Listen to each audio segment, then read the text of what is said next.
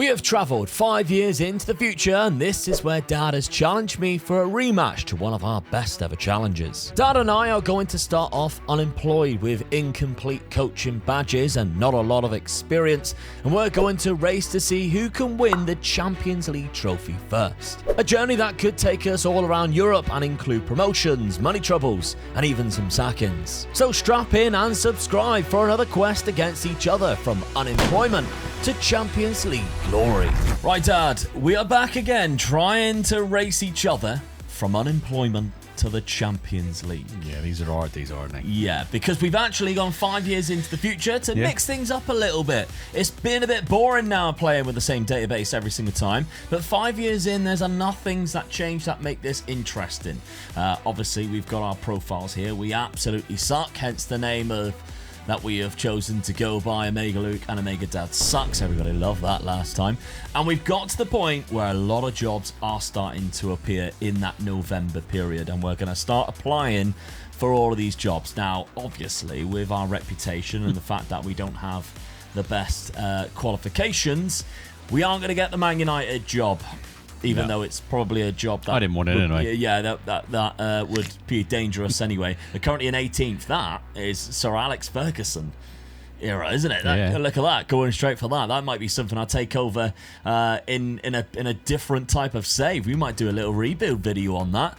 But anyway, the other clubs that we're kind of looking at is these 2-star, 1-star type of clubs, which is going to appear, and hopefully we can start our journey from the bottom, make our way, and of course it is a race to win the Champions League by any means necessary. If we decide that it is the best way to take over one club in the 4th tier and carry them all the way up to the top, then go for the Champions League, so be it. Or if we decide to journeyman it and switch across, you might not even have a choice to be journeyman, because like what happened last time, you might get sacked. So who knows what's going to happen? We'll have to find out. But first off, we need to find ourselves a job. So that's what we're going to do now. We definitely knew that would be easier said than done, but maybe we really underestimated how difficult it would actually be. Because we went through and applied for everything, any job that appeared, no matter what league we put our name forward for it. And pretty much every club laughed us off without even giving us an interview, which was kind of worrying. Not just Manchester United either, who of course was desperate in the relegation zone, but much smaller clubs too. Finally, a bit of hope as Sky Bet League 2 side Tranmere invited Dad in for an interview, and at this point, we would have took anything. However, they did not want to interview me, unfortunately. But Dad impressed us. Tranmere Rovers offered him a contract. Meanwhile, I was still getting rejected, and he was shown into his office of his first home in football. When Dad took them over, they were sat currently in 15th place, but massively underachieving when you look at some of the players in their squad, including Marko Milovanovic, a former Serbian wonder kid who now is in his prime years, aged 25. The 6'5" Serbian striker never amounted to his full potential, but for this level that Tranmere Rovers are at, he's fantastic, and he's got him on a free transfer a few years before. And from when Dad took over, he was already shining and unbeaten in the season's busiest month, climbing the table and just outside the playoff spots. I'm still here, by the way, still getting rejection emails coming out of my ears and watching Dad enjoy himself at Tranmere. But this continued as Dad's offset 4-4-2 was stumping the rest of League 2, and he continued to improve their position. Well, I was just trying to keep my head up, not letting the rejections get me down too much, and I tried to apply for every single job there was. And as Dad found himself in the playoffs, he fancied his shot at an automatic promotion, looking at the remaining fixtures left in the season. What came next was something nobody expected to happen, as the upcoming months, although I did have one interview, Dad continued to pick up more wins. I was unsuccessful at that job interview, but on the final day of the season, currently sat in 3rd place and playoffs guaranteed, Dad had 2nd place Southend to play and try and gain automatic promotion from Sky Bet League 2. As they absolutely battered Southend, put on a fantastic performance for the home fans, and secured automatic promotion with a 3-1 win, only allowing the opposition one shot on target. And it doesn't stop there, as Boreham Wood also beat Cambridge United on the final day 3-0, meaning Dad then leapfrogged both teams to be crowned champions of the league from 15th position in just 5 months. Well, Dan, what a first job you have managed to accomplish there. From 15th I can't believe that. to first They place. didn't even look like a good side. I must admit, I looked at the side and I thought, right, I can see why they are where they are. I'm going to struggle to keep them in the league. So, but hey, all I've done was put a different sort of tactic in there and went for it. And I mean, it happened. the last time we done this challenge, you somehow miraculously got a job in the championship and was sacked very quickly. Yeah. This time, you went down the same route as I did, get a job in League 2, and it is paid off. Yes. I mean, tactically, you set up in a very standard sort of 4-4-2 with one attacker, one defending. Yeah. And you've done unbelievable. I mean, that run towards the end of the season since December, which is roughly where you got the job, to be honest. Yep. You lost 2 games. Lost 2 games. Got to be happy with that, ain't Unbelievable. Went on to lift chairman knows the what he was trophy doing. from 15th place all the way down there. Unbelievable. Fair play. Me, on the other hand, still without a job. It's been rough. It's been very rough. Okay, so I mean, 4th round of the Carabao Cup, things like that's going to help money-wise as well. Yeah, I got knocked out by Newcastle as a big side. You don't mind getting knocked out with them. Ain't bad, is it? Stoke, a good big side. Transfer budget, you've got £3 million next year. Hello. Are you looking to stick around, or do you think it's going to be a one season done? I think Off I might just sort of have a look around and see what the $3 million could get me to see if it will improve this side. Yeah. And then just go from there, really, rather than sort of jump ship straight away. Yeah. I mean, the players that you've got, Marko Milanovic, we've actually signed him a fair amount of times. Yeah. The fact that he's at Tranmere in League 2 is really weird, because we've signed him for he was playing Premier League games. Yeah. Became a free transfer, and this is before we took over, by the way. Tranmere in League 2 managed to sign him. It's crazy, really. Well, there we go, he is. Good striker to have in the box, really. Yeah. And the only thing that worries me there is the main striker I had there. Vaughan Brooksby? Yeah, he's on loan, so I'll lose him straight away. So I've got to replace him because of the amount of goals that he's scored. I genuinely think, though, if you were taking this team on as a normal save, he would not be somebody that you would want in Sky Bet League 1 anyway, knowing what you're like. Yeah. Because you'll look at that going, he's only got 11 finishing. Yeah, that's right. Even though a lot of us know finishing's not the be-all and end-all of finishing. To me, he's a winger. Yeah. And not that good of a winger at that, really, but he's there. But hey, he's done me a job this season. Thank you very much. See you later. He's helped you get promoted. He's helped you get promoted. So, yeah, some crazy things has happened here. Whereas on the other side of town, I'm still looking. Now, there's a couple that I've applied for in terms of Den Bosch in the Dutch division. We've got Liers, Kempen, Zonen. So let's hope I get that club, because that's a name I'll enjoy saying every time. And Wehen Wiesbaden, again, in the 3rd tier of German football, which, to be honest, if I had to choose anywhere to go, I'd rather go like there than go to the lower league of England, because we do that quite a lot. And I think I'd rather go to an abroad side and sort of make my way up the leagues through that way. Especially a league that you know quite well, really. Even the German second league. It's not a bad league, but get in the first league, you're there, aren't you? Yeah, that's it. Brest is available. I've applied because, I feel like it's a job I could really get stuck in on. And they got good support. Dive in head first in Brest, and really hands-on job. I think I would be able to. Definitely. Yeah. I would chuck myself into that, if I'm honest. That would be something I'd really enjoy. That would probably be my first priority, to be honest. Yeah, I've always seen myself as a Brest guy. Yeah, more than anything. So that's something obviously to look into going forward. So going into season 2, then, Dad, do you reckon you'll stick around with Tranmere? I mean, that was those clubs there. Any of those like you're thinking? I might apply for them. Nothing jumps out and grabs me at the moment. No. I mean, no. I'm going to stay there where I am for a minute and see what I can do with the $3 million. Fingers crossed. I mean, Millwall could, I've got sort of a little bit of a chance. Well, they're going down into League 1. Yeah. Championship is Blackburn. So it's whether Blackburn and Norwich would take me at the moment, and like my fingers have been burnt once before, and they jumping in too quick with a biggish team like that. So might just pay me just to stay where I am, really. Okay. Learn from your mistakes. Build your reputation, build yourself up from the lower leagues, and then go from there. Yeah. Fair enough. All right, well, let's see if I can get myself a job, because else this is going to be a very one-way race where Dad's employed and I'm not, there's no chance we ever win in the Champions League if I can't even get a club. So we'll see. This summer, I need to find something. While Dad was taking Tranmere up the league, I actually did have one interview in April, as I mentioned, with the Belgian side in the second division, but it was unsuccessful. So when Liège came in from the same league after finishing in 14th, I wasn't really expecting much. However, apparently, they were so desperate, I finally found myself employed. After a season of full rejection emails, we finally head to Belgium.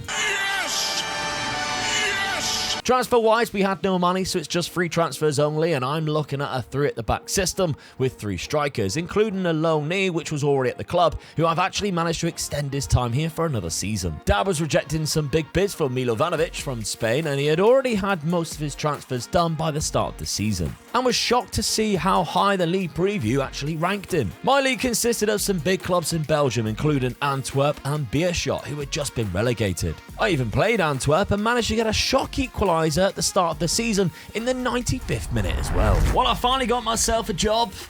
It had to be the club which I knew I would be struggling to pronounce. Liège Kempenzonen. I have joined them, so we're in the second tier of Belgian football.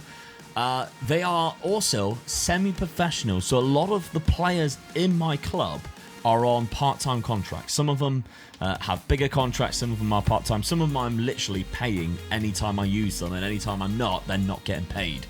Which is weird, it's kind of a combination of all three, but we're in a division where there are some recognisable names as well. Antwerp, Beerschot. I mean, Antwerp getting relegated.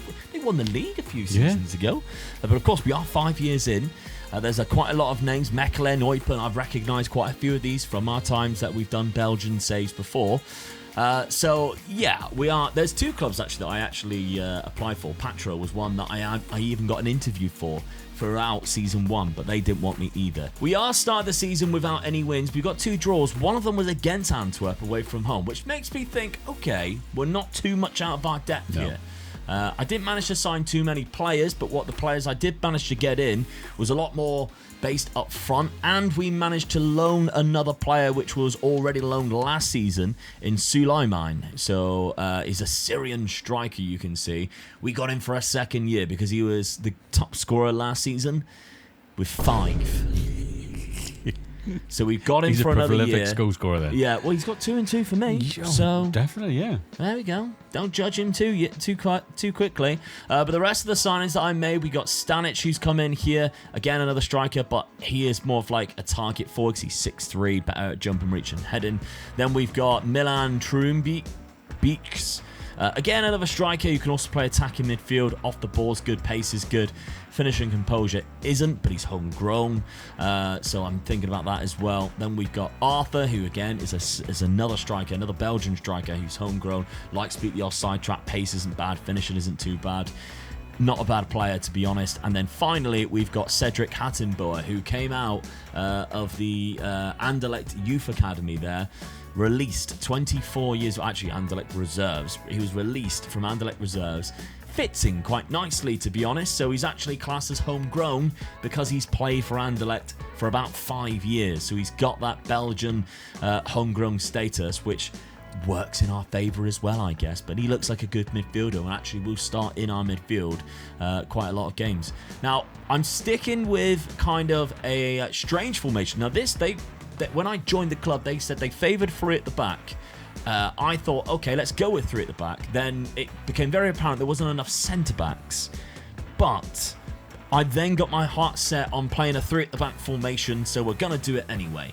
I think we've got enough good players to carry us through this, and I like the wing-backs, despite them being quite low on in terms of player roles. I don't mind them. I think they're okay. I think we can get by in this league using the wing-backs with this 3-striker formation. We've got a false 9, we've got a target forward, we've got an advanced forward in the loanee, we've got a centre midfielder on attack. We're going to go for it. We're playing a wide centre-back on this side, so he might dive into these positions here with just 2 plain centre-backs, but we are playing fairly attacking. So whether that will sting me, we'll find out, because right now we haven't won a game in 4. But yeah, we'll see.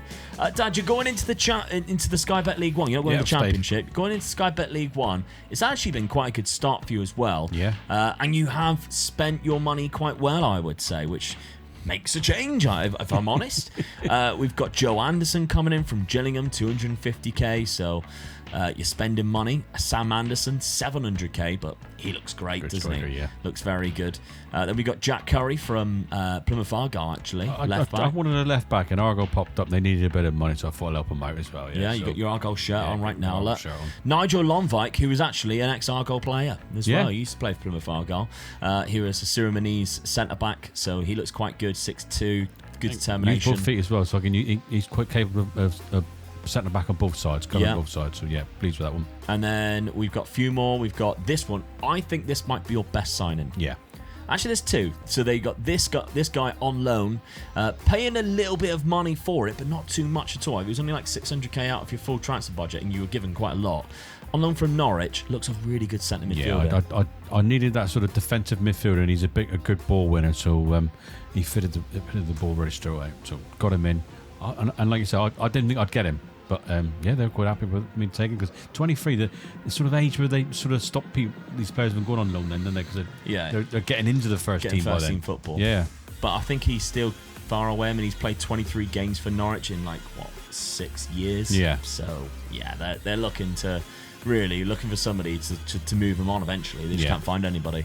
Zach Willis on a free transfer from Birmingham is a centre-back option. I don't think he might get into your first team. No, he's just an option that I had. I sort of just put him in there for squad more than anything, really. I needed a bit thin on the squad for defenders, really. And then we've got the other signing that I think is really good, and he's currently your top scorer, Omar Blondal. Yes. Very good loanee from Leicester. And again, using the loan market in these lower leagues can be make or break for you.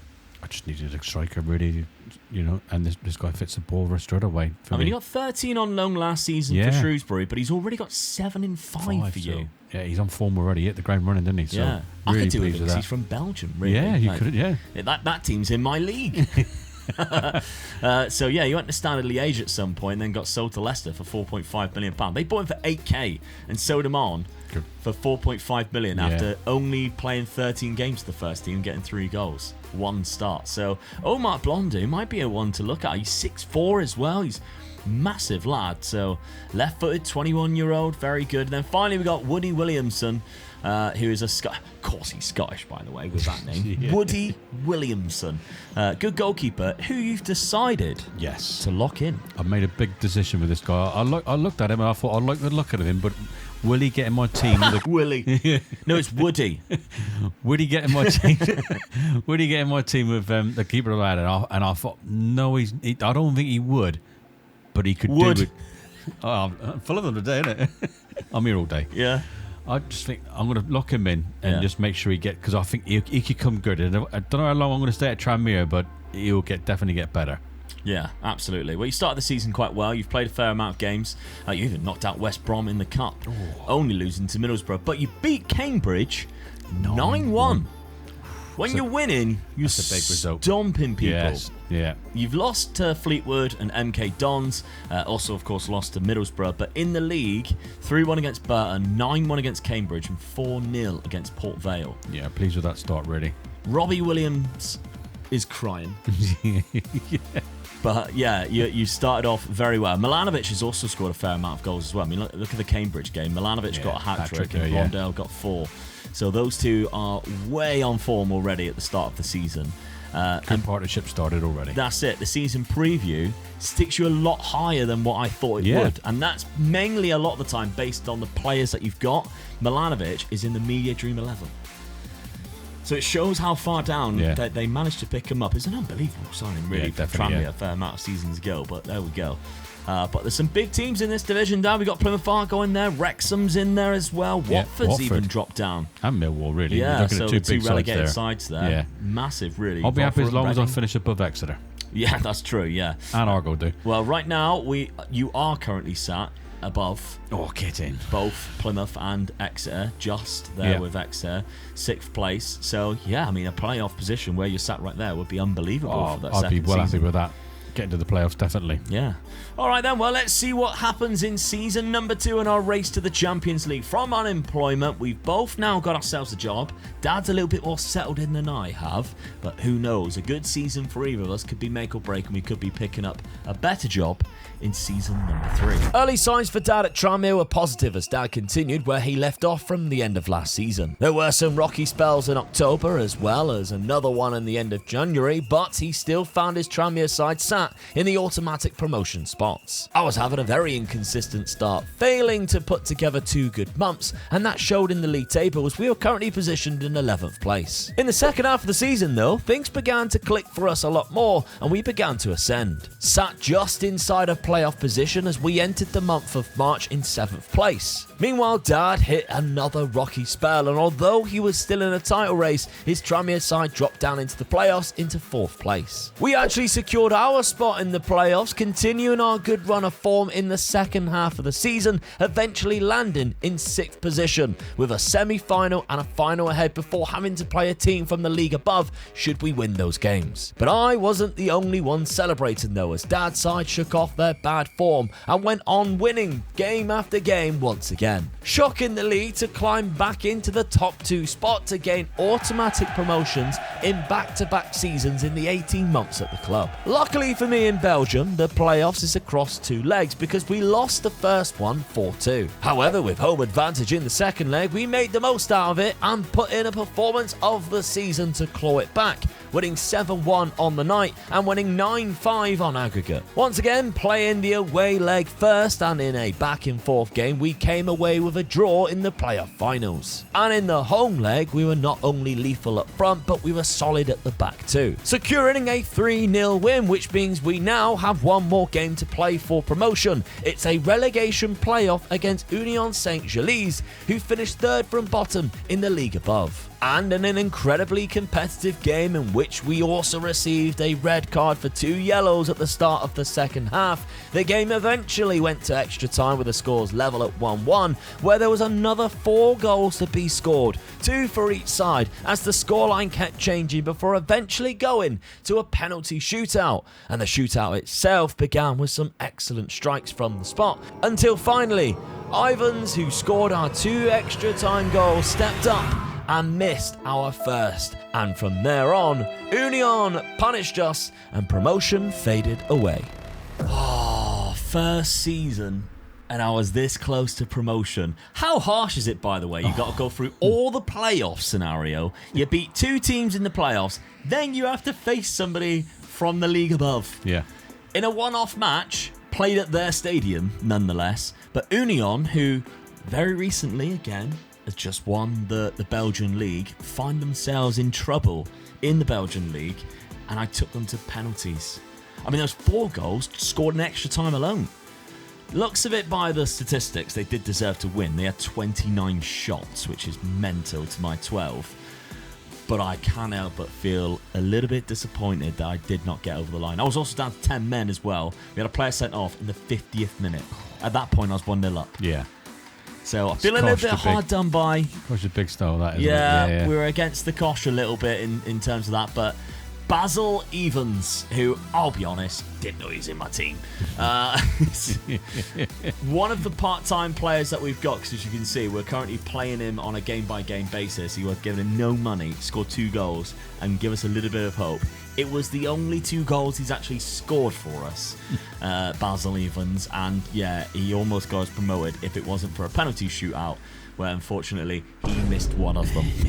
So he was close to getting himself a full-time contract, then he lost it. Yeah, that's it. Yeah, he's the reason why now we're stuck in this division. So alongside Stanek as well. So yeah, unfortunately we lost 4-2 on penalties, but so close. And the climb in that season was monumental, because if you're looking at our past position, where we left it, obviously we were down at the bottom with no wins.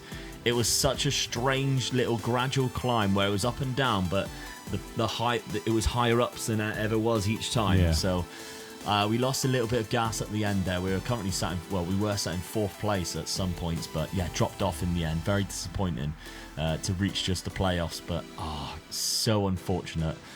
However, Dad, you've managed to do back-to-back promotions, and you're only a point behind Lincoln. Yes. Mental, really. Goal difference as well. Mine's a lot better. So, Yeah. Best Very in the league. disappointing, unfortunately, because I think you lost the final game of the season, which meant you would have actually have won the league. Yes. But, it cost you in terms of winning the league, but you still gained promotion, which... I've got to be happy with that. I didn't expect that. I'd have been happy to just get into the playoffs like Wrexham did and come through, but I've got to be happy with that, am I? 2 seasons in a row. But they're in the championship too quick. Well, you say that. I think Blondau and Milanovic, those two are ready. Look, 29, 25. Blondau is obviously only on loan, so you'd have to struggle to get him back. But Milanovic is your player. Yes, yeah. He is requesting to leave, and he is unhappy. I don't know why. You decided to sign for a club that was in Sky Bet League 2.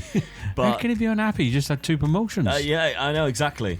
He has done very well the last 2 seasons. 14 goals last season, but 25 this season in the higher league, going into the championship in fiery form, it seems. So, I mean, this gives us 2 very big decisions, because you got 800k in the transfer budget.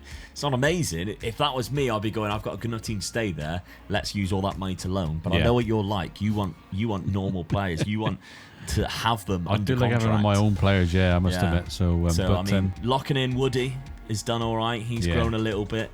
So that ain't too bad. Myself, I've got 359k, which compared to last season isn't too bad, but I've got very bad balance.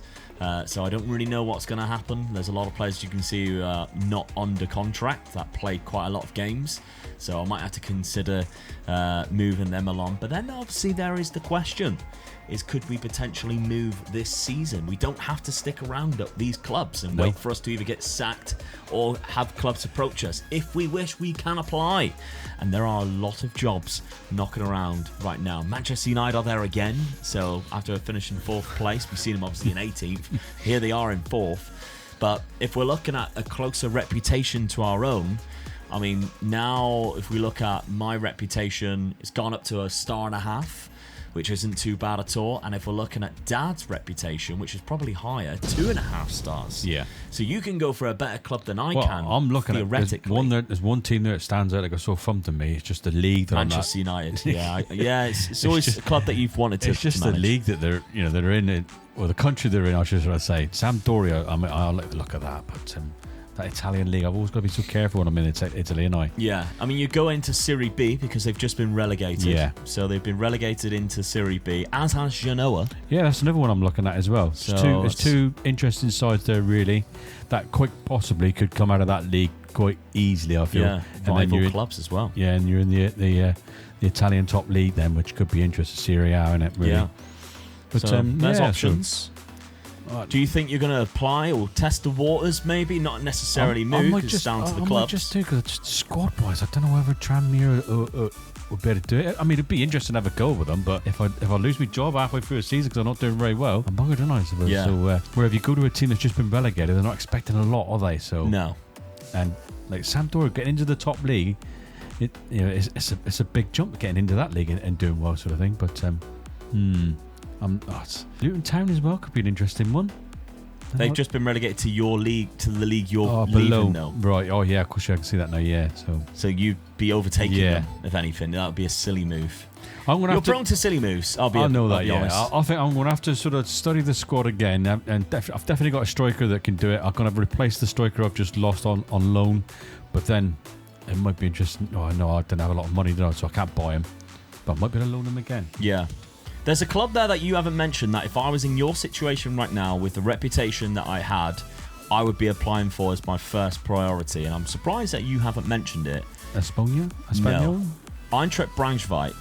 I reckon you didn't say it because you couldn't pronounce the name. To be honest, I probably didn't. But they've been relegated into the second Bundesliga. But they got a good reputation. The money in the Bundesliga is normally good. Yeah. They've got an okay balance. All right, they've got a loan debt. But I bet you their finances are looking... They got 5 million. 5 million going into the second division after just playing in that division.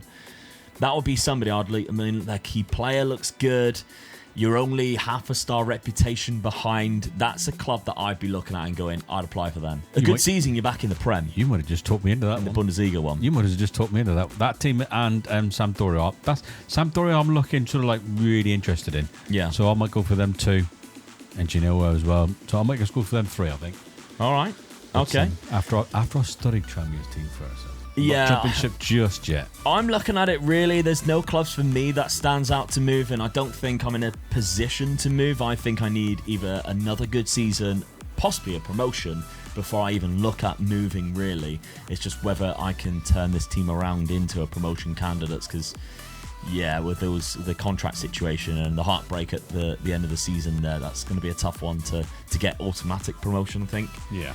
So we'll see. I think I need another year at, what are they called again? Lies Kenpenzonen.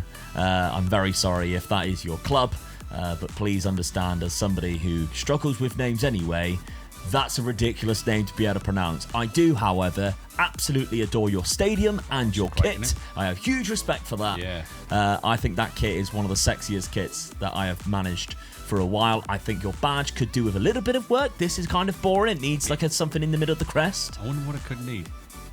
Like a lion or something like that. Yeah, just something in the middle there. They'll probably stick a football in there. Yeah, I'm a big fan of the rest of it. I love the crown. I love the simplicity. I just need something in the middle of that badge. Other than that, though, I really respect your club. So, but if you've enjoyed the start of this non-league to Champions League, make sure you are subscribed so you do not miss the next part of it, because it will be coming at you very soon. So now, while assessing his options, Dad actually thinks it might be time to move on from Tranmere Rovers. And so, while looking at jobs available, Dad went and applied for 3 clubs. The 2 in Italy who've just been relegated in Genoa and Sampdoria, as well as Eintracht Braunschweig, who dropping down into Bundesliga 2 themselves. They were the first club, in fact, to come back though, and handed Dad a rejection letter. And while all this was going on, my scouts had found me some top class talents to add to my side in hopes that I can gain promotion this season. Dad decided to apply for another club though, in Southampton. They were in a much better financial position than Tranmere after only just being relegated into the Championship after finishing 19th in the Premier League. The Sampdoria board wasn't interested in Dad's services, but Southampton were a little bit more curious and decided to interview the current Tranmere manager. And he must have impressed, because soon after, Dad was offered the job to move down south to become their new gaffer. Dad then spent the following 2 months selling and buying, wheeling and dealing, and transforming the Southampton side from Premier League rejects to hopefully a side capable of going up and staying up. While I was making sure my side wasn't just sobbing after last season's heartbreak, and we were focused and ready to go again. Right, Dad, we mentioned that you might have a new club. None of us said Southampton. The comments did. Yeah. None of us did. And here you are. Well, I was waiting for the German side. Then I thought, oh, that didn't come through. They weren't interested. And I was looking for whether the Sampdoria wouldn't be any good. And then the Southampton job just sort of caught my eye. I thought, hang on a minute. I didn't realise they were there. Applied for it. Hey, oh, here I am. Yeah. The new Southampton manager. I mean, they did just get relegated from the Premier League, so they are obviously quite a big club going into the Championship. Whereas you would have been at Tranmere in the Championship, and obviously one of the worst clubs in there. So, yeah, if anything, it is a massive upgrade to get the Southampton job. I think it's a good move. It's a good move. I'm just hoping I don't do another Coventry. Well, yeah, who currently sit above you, funny enough. That's right, yeah. So it's a good move. I'm pleased with that. They gave me a good budget to work with as well. So, where Tranmere sort of gave me absolutely nothing to I've been really struggling. So, yeah. They did, but that adds more pressure. Now, £35 million has gone out. £18 million has come in. In fact, there might even be more, because that was the January window. So we've got the likes of Enzo Lafie come in from Sunderland, Bukovic. I'm not sure whether you had joined at this point. Peter Kaiser was yours, though, definitely a DM. I did sign him, yeah. Dunash, who you got on the wings. Lucas Bergval. That was a freebie. Was it a freebie? I'm sure it was a freebie. It was free transfer. I just couldn't believe I got that guy already. I just thought I'll try my luck, and I've got him. Yeah, very unlike you signing Spurs players. Yeah. Zivkovic for £7 million at the back. Miles Thornbury, £21 million. Looks like a really good new gen, especially going into the Championship. Kelvin at right back as well. Then we got Michael Noonan for less than £1 million. He's very good. That's a good buy, yeah. Yeah. Anthony Boyer, £18 million. Another good striker, young striker, yeah. John Kennedy, another striker. And then we've got Talal Mazouk, who is a loan deal that you've brought in from Manchester United, who, to be honest, is very good. Yeah. So spending a lot of money obviously adds to pressure because you're probably expected to go straight back up. Yes. Now, tactically, you've got a 4-3-3 setup. Hence why I bought a lot of strikers. Yeah. Locked in the goalkeeper. Yep, I'm going to try this young keeper because the other one was it was all right, but they were sort of like on par with each other. So I'm hoping that if I lock the young keeper in, he'll come good for me. Yeah, he does look good as well. Because best 11 pick looks like this. So Soriano actually goes in the goal. Yeah. And he's 33 years of age and probably not as good. As you can see, they're almost identical to each other, really. So it's worth just locking him in and try it, really. But yeah, good side. I mean, they already had Ben Brereton Diaz. Yes, that was still there. Yeah. Transfer list for £30 million. They've got a couple of good players in there, to be honest. But is it good enough to get themselves back up? We started well. You know, you've only lost one game to Coventry. One game against Coventry. Funny enough, the team we mentioned. Yeah. Cardiff was a draw as well. I'm pleased with the start of the season, so hopefully it keeps going like that, really. Yeah. Right, well, over to Belgium because I'm still here. Still here at Liesi. I still don't know how to say it. To be honest, I think I had quite a good transfer window considering I had no money whatsoever. Yeah, definitely, yeah. We've got some decent players in here to try and get ourselves promoted after the disappointment of last season. We brought in left backs, we've brought in centre backs because we needed to strengthen up that defence. We've brought in right-sided players as well. Got a couple of players from that club NXT because there's another really good centre back that we've brought in who, for my level, is probably my best centre-back now. Goda, who I brought in quite late, he's probably going to be my starting left wing-back. Longello on loan. Muse in the loan market because I think it's quite important there. Another one here in goal. He actually might start a few games as well. And Amavor up front, who actually comes in as one of our best strikers, hilariously. But they weren't my best signings. I genuinely think my two best signings were the two signings that I made right at the start of the transfer window. We've got Tommaso De Longo, who is a really good right-sided right back. And then we've got Angel Ferrero from Argentina. Very good. Plays in that number 10 role. And do you know what? As a free transfer, cannot go wrong with that. Isn't it? Yeah. 22 years of age. He's only on £825 a week. We have changed our system. So last season, obviously, became very close, getting into the playoff and then the relegation / whatever it was, playoff. So we switched things around, very similar to what we were using with a 3 at the back. Haven't really changed much at the back here. It's more going forward. We've got Ferrero in that number 10 role, giving him a role that he actually likes and going to 2 up front with a false 9 and an advance forward. Have we started well? Well, we've lost the first game of the season, which was very frustrating, and we've also drawn against Zulte Waregem, who's quite a big side in Belgium in terms of how big we are anyway. So there are a lot of wins around it. There's just a lot in the cup. You can see there's 2 in the cup there that we've managed to win, but only 1, or 2 in fact, in the league, which was both 2-1 wins against Lamel and Bavarian. So I still think we might be able to get into like the playoff positions. The season preview actually puts us in 3rd place, which is a great sign. That would be in the playoffs though. So playoff situation would be great. However, if we manage to pull off automatic promotion, that would make my life a lot easier.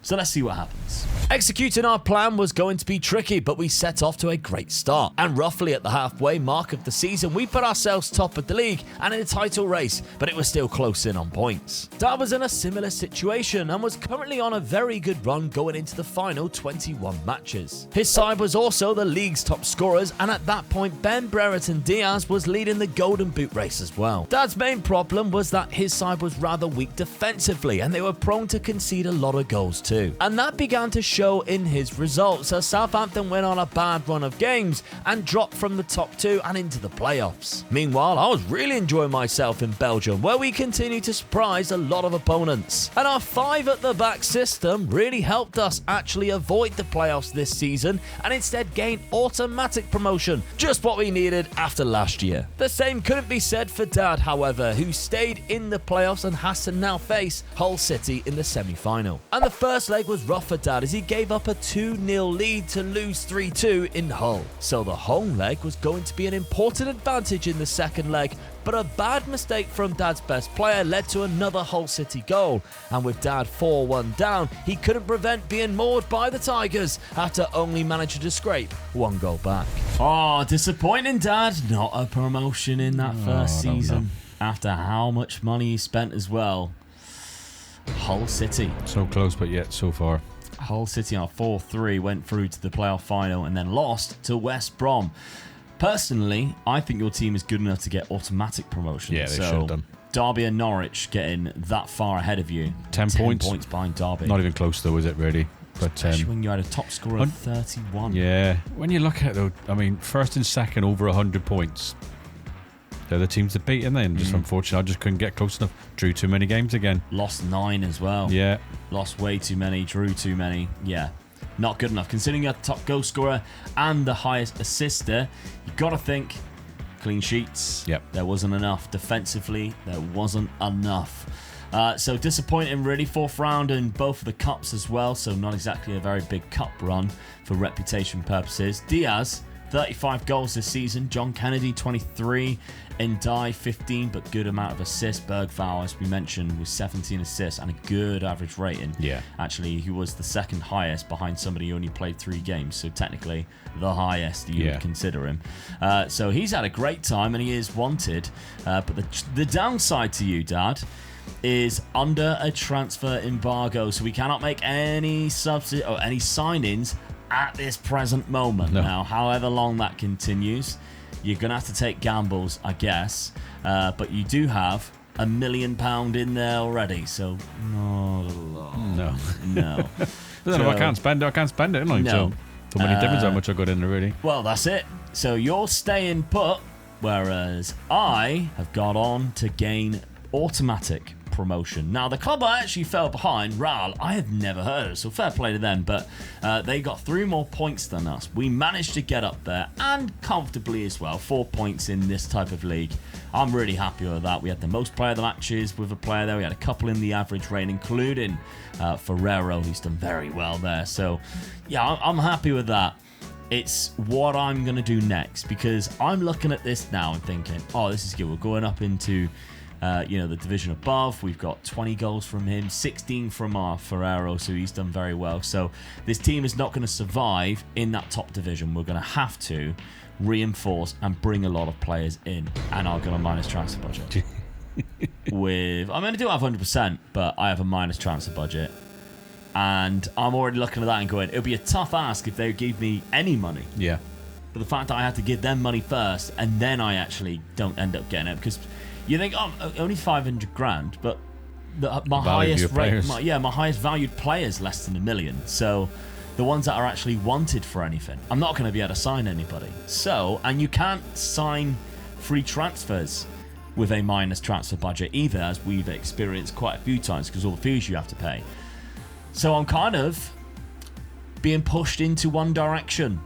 Not the band, Thank God. as much as I would like to, but into a new club. Now, right now, there's not a lot there that I'm looking at and going, that could be interesting. There's a couple of French teams maybe, but the Croatian teams, they don't have money either. Rijeka is not a lot really.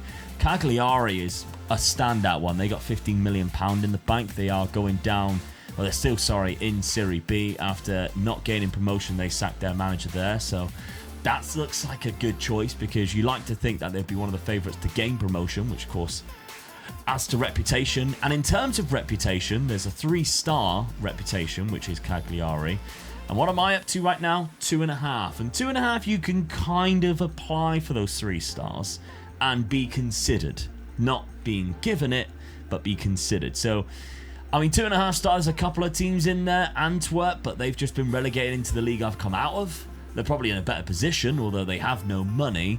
But they probably have a better team. It's not something I really want to do again. Queen's Park, 2.5. We've seen the trouble that you had in this last challenge when you went to Scotland for a while. Maybe the German clubs. Exeter stands like it's so fun. They definitely don't. Ignored that one on purpose. Magdeburg's actually going down to the Bundesliga 3. Paderborn is staying in Bundesliga 2, but they don't really have any money. I'll have to assess, really. Have a look. Maybe Tom FM can convince me to go to Lincoln, but they're in the Sky Bet League 1. And as I said, I don't really fancy going down to the lower leagues of England. I'm leaving that to you, to be honest. I'm kind of enjoying going around Europe and playing in leagues we don't really play in quite a lot. So, yeah, I might just resign and then see what pops up. Maybe a club approaches me, maybe one of these, especially Cagliari. I might apply for that one, for sure. Yeah. But, yeah, are you staying put? nothing there I can even think about. So yeah, definitely. For the time being. Yeah. Well, for the time being, I'm close already, aren't I? So yeah. I've got a side that can do it. I just probably got to just twink a little bit. Like you say, the defence is my worst area. I think I definitely need a new goalkeeper.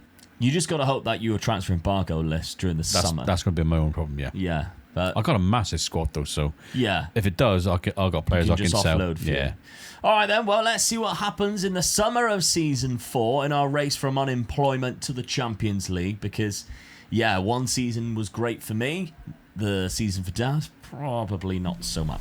Yes, it was time for me to resign from my job and explore other options to further my quest to the Champions League. 2 job interviews came through as invitations immediately, but neither of the clubs I applied for, and certainly I was not interested in. What I was interested in was Cagliari in the Italian League. They're a great step up and a big club with good money in the second tier of Italian football. However, I was swiftly rejected without even getting an interview. There were other options that I had also applied for though, including Mallorca. One that I hadn't applied for was Montpellier, but again they invited me in for an interview and I may have overlooked them because they have a strong team and probably should never have been relegated. Meanwhile, Dad was accepting and offloading a lot of his players in hopes to build a budget once the transfer embargo was lifted. And he built up a massive £90 million, but again, just one problem. For now, Dad is still under the transfer embargo and is not even able to put in a bid for any of the players. Which was rather hilarious for me as I was gratefully accepting the Montpellier job and darted off to France to become their new manager. Like Dad though, I couldn't make any signings either, not for embargo reasons but because of budget problems, and despite selling some of our first team players, I was still stuck paying massive wages, and this season was under winning ways though in late July. Dad had to wait for early August, but finally the transfer embargo had lifted and he started putting in a lot of bids. And with the money being spent, considering he was in the second tier, you really would expect him to walk this season in the Championship. Now, normally when we do these, they don't take us as long as what they did this season. This was easily one of the longest pre-seasons that we have had, mainly thanks to your annoying board and the transfer embargo that you've had, which, I mean, it's okay now, but the owner is looking to leave still. You spent some money as well. £104 million. I mean, you did sell quite a lot at the end of the season there. I think I generated like 95 million in the end, something like that. Yeah, a big old transfer budget, but probably more than that. £104 million there. I just got rid of the players that I felt that I didn't really need. It were just hanger-ons really. So I got rid of a lot of them and generated 90 million. And do you know what? I still struggled, even though I had money in the bank to spend, and I just had every player I almost went for just did not want to come to me.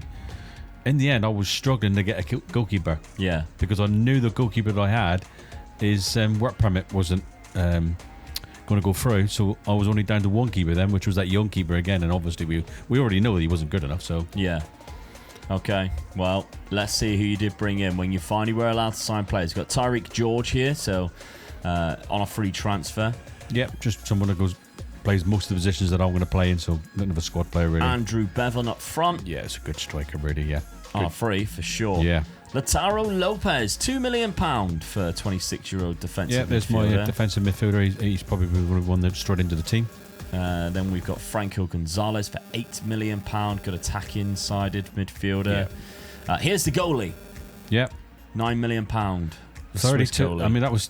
I did not want to sign a goalkeeper for that much, really, over 30. But he was the only keeper I could get that come to me, and I had to have a keeper. So. Oh yeah, you got to. Yeah, it doesn't really matter what age they are because it's not like you're going to be staying at Southampton. I do like to get a keeper sort of like round the 27, between the 27 and the 30 mark, if I'm going to spend that type of money on him. Yeah, but if they're at their best, they're normally when they're at their best is in their 30s. Yeah. So you're probably better at this point in this challenge to want to go for a 30-year-old goalkeeper because I would have spent, because I had the money in the bank, I would have spent more, but I just couldn't get any keeper to come to me. Yeah. Bright Arianbe, the centre-back, very quick. Desperately needed a left-sided centre-back, and I managed to get this guy in. Yeah, he's decent, he is as well. Jamil Siebert as well, £18 million to go alongside. So you've got two German centre-backs now who are very physical types of players, 6'4", with good strength, same as MB, who is, 6'3" or 6'2", with pace and strength as well. Two very physical centre-backs. Shanita Appelkamp, so Japanese player, was playing in Germany at Dusseldorf. Centre-attacking midfielder. He plays like a lot of positions I'm going to play in, so yeah, it's a good player to get into the side. Well, that's because you have changed system. Yes. So Musa Ndai is the last one. £13 million being spent on a left-back in the Championship. Yep. I had to get a decent left-back in as well. So this guy, like I said... Who did you bring in? I was struggling to get players to come in, and in the end it was a case of I needed a left-back. Who can I get? And this was the only guy who agreed to come to me. I'm critical when I need to be. Yeah, I know, yeah. £104 million being spent, and I think I can only see one or two good signings in there. And one of them's probably a free signing. And one of them's Andrew Bevan. Yeah. Who's a free transfer. And the other one I'd probably say is this guy. Yeah. Because he maybe plays better than what his rating suggests. And I know you should never go off the star rating, but it is a good sign in some regards, and I don't think those are good players compared to what you had.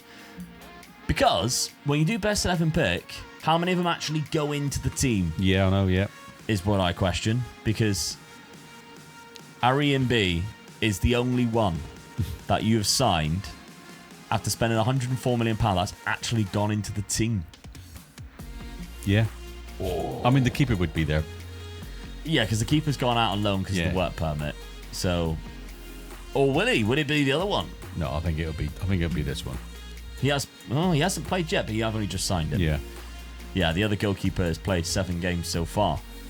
So yeah, I'm critical when I need to be, and so far I am not seeing where that £104 million in the Championship was spent. I've just got to hope this formation works for me then, really. Well, yeah, you're going for a 4-4-2. I don't like the problem. I don't like locking players in as well. But when I haven't got I don't mind in a smaller squad. But when you got a massive squad, I don't like locking players in then, because I feel that you get a couple of injuries and you need players to be moving around everywhere. And if you lock one player in, it could be dangerous. So that's what I'm going to go for. All right. Well, schedule. You have won a fair amount of games. However, there are 3 losses in there, and 2 of them are in the Championship. Yeah. Watford and Leicester City, and Leicester give you a bit of a tonking as well. Yeah, they did, didn't they? Yeah. 4-1. I don't mind so much losing to Brentford in the Carabao Cup. Sometimes it can be better for you to get out of that as quick as possible. Too many games to play. And I can concentrate now until January before I get into the FA Cup. So it's not a bad start. It's not a bad start. I'm going to lose games in the Championship. You will do. It's a really hard league. Yeah. We know that. To get anything in this league, you're going to lose at least 5 or 6 games, and you could still win the league. Have you solved the defensive side of it though? Because there's a lot of goals being conceded here. So I've just got up that the strikers that I have brought in will score more goals. All right. Do my Kevin Keegan tactic, as I normally say. Well, over to France, because yes, I left Belgium. I was approached by Montpellier. I did actually apply for them. I applied for the Cagliari, and I was kind of just waiting for other clubs. When Montpellier did come in, though, I thought I'll have a look. Of course I will. And do you know what? It ain't all too bad there. Or here, should I say. Finances aren't amazing. All right, we've got no budget, 15%. Overall balance is bad. I haven't really been able to buy anybody because we are over the wage budget.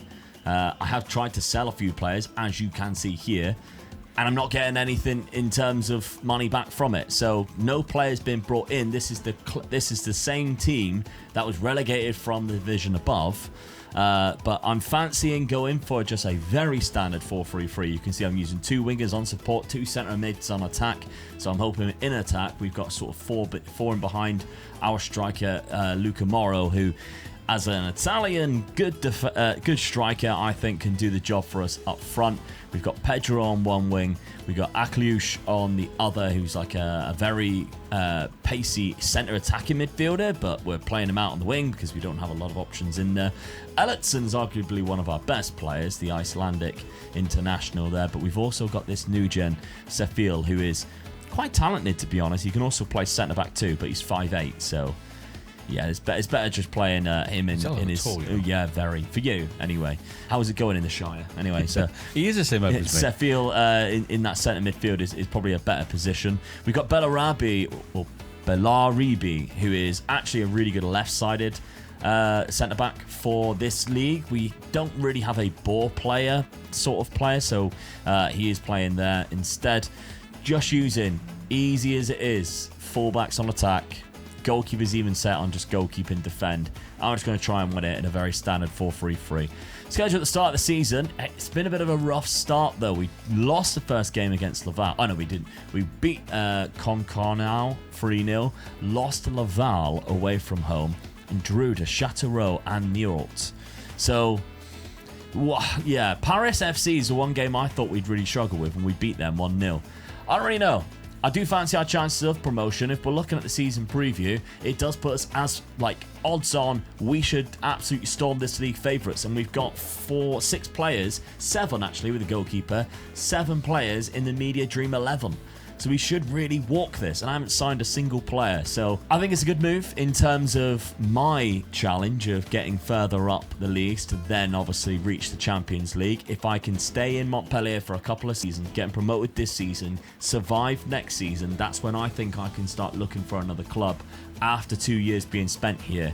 And that will give me a good enough time to build a reputation, get some coaching courses, because we have been asking, as you can see, I can't ask for it right now because I've already asked for it, doing coaching courses. So hopefully I can find a good job in a couple of seasons' time. But it's about this season now. I need automatic promotion. I think we both do. 100%.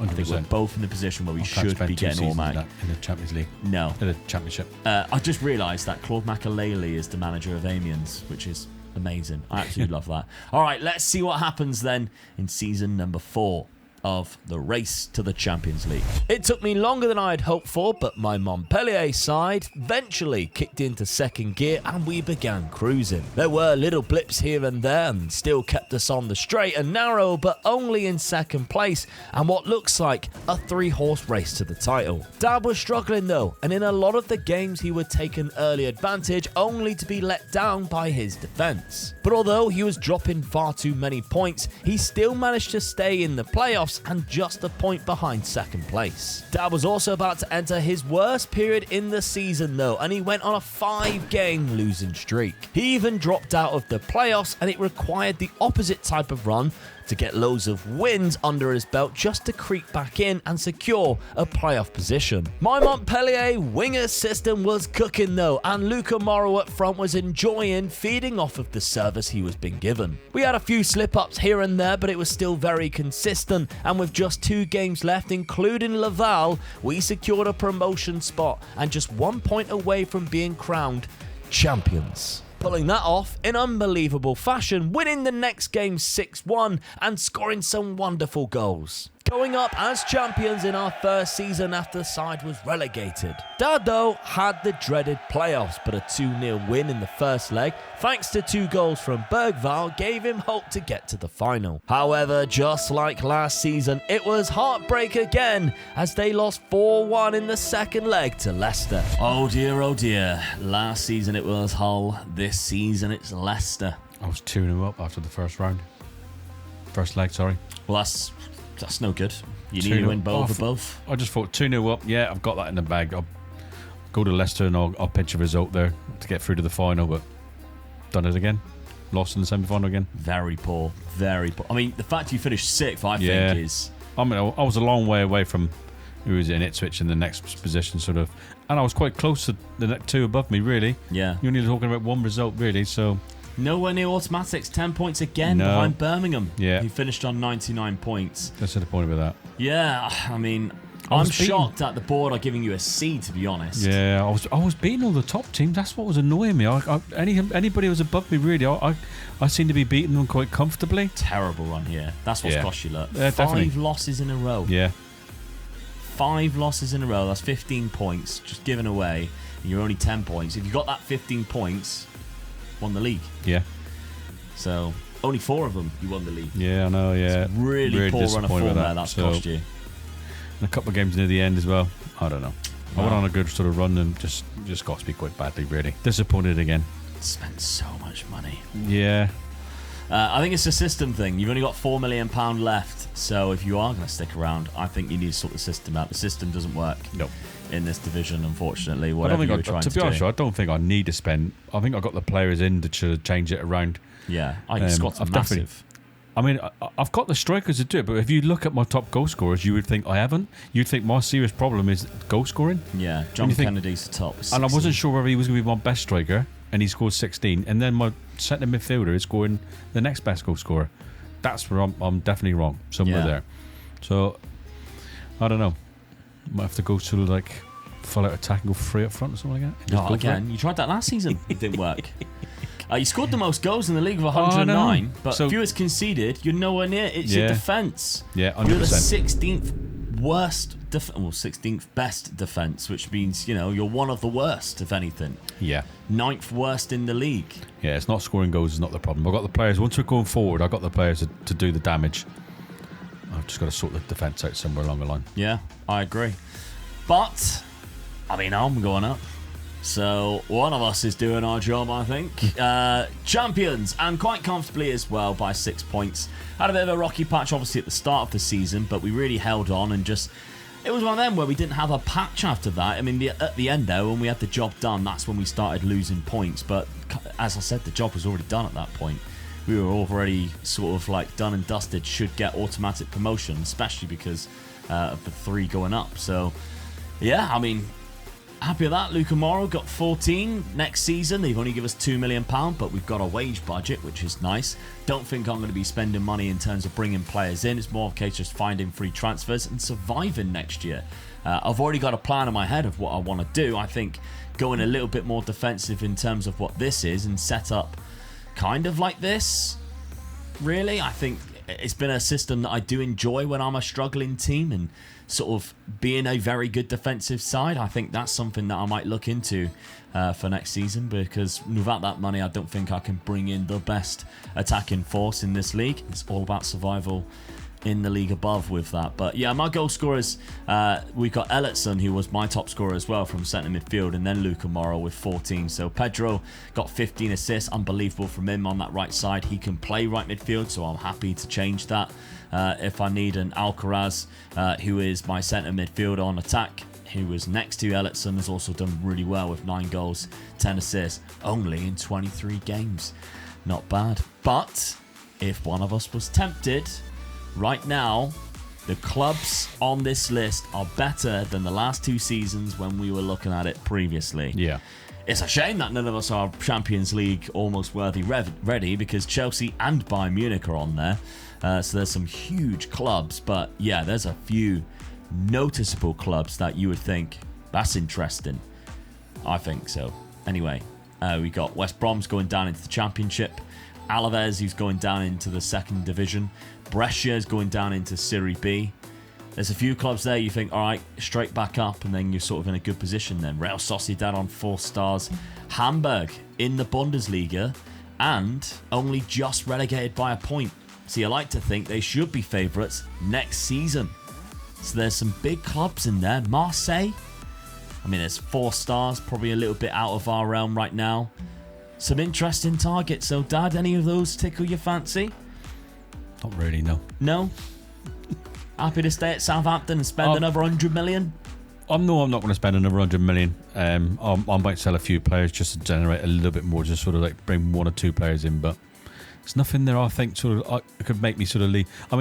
West Brom, I don't know what the budget would be at West Brom, but like you're saying, they're just coming back down into it. 10 mil.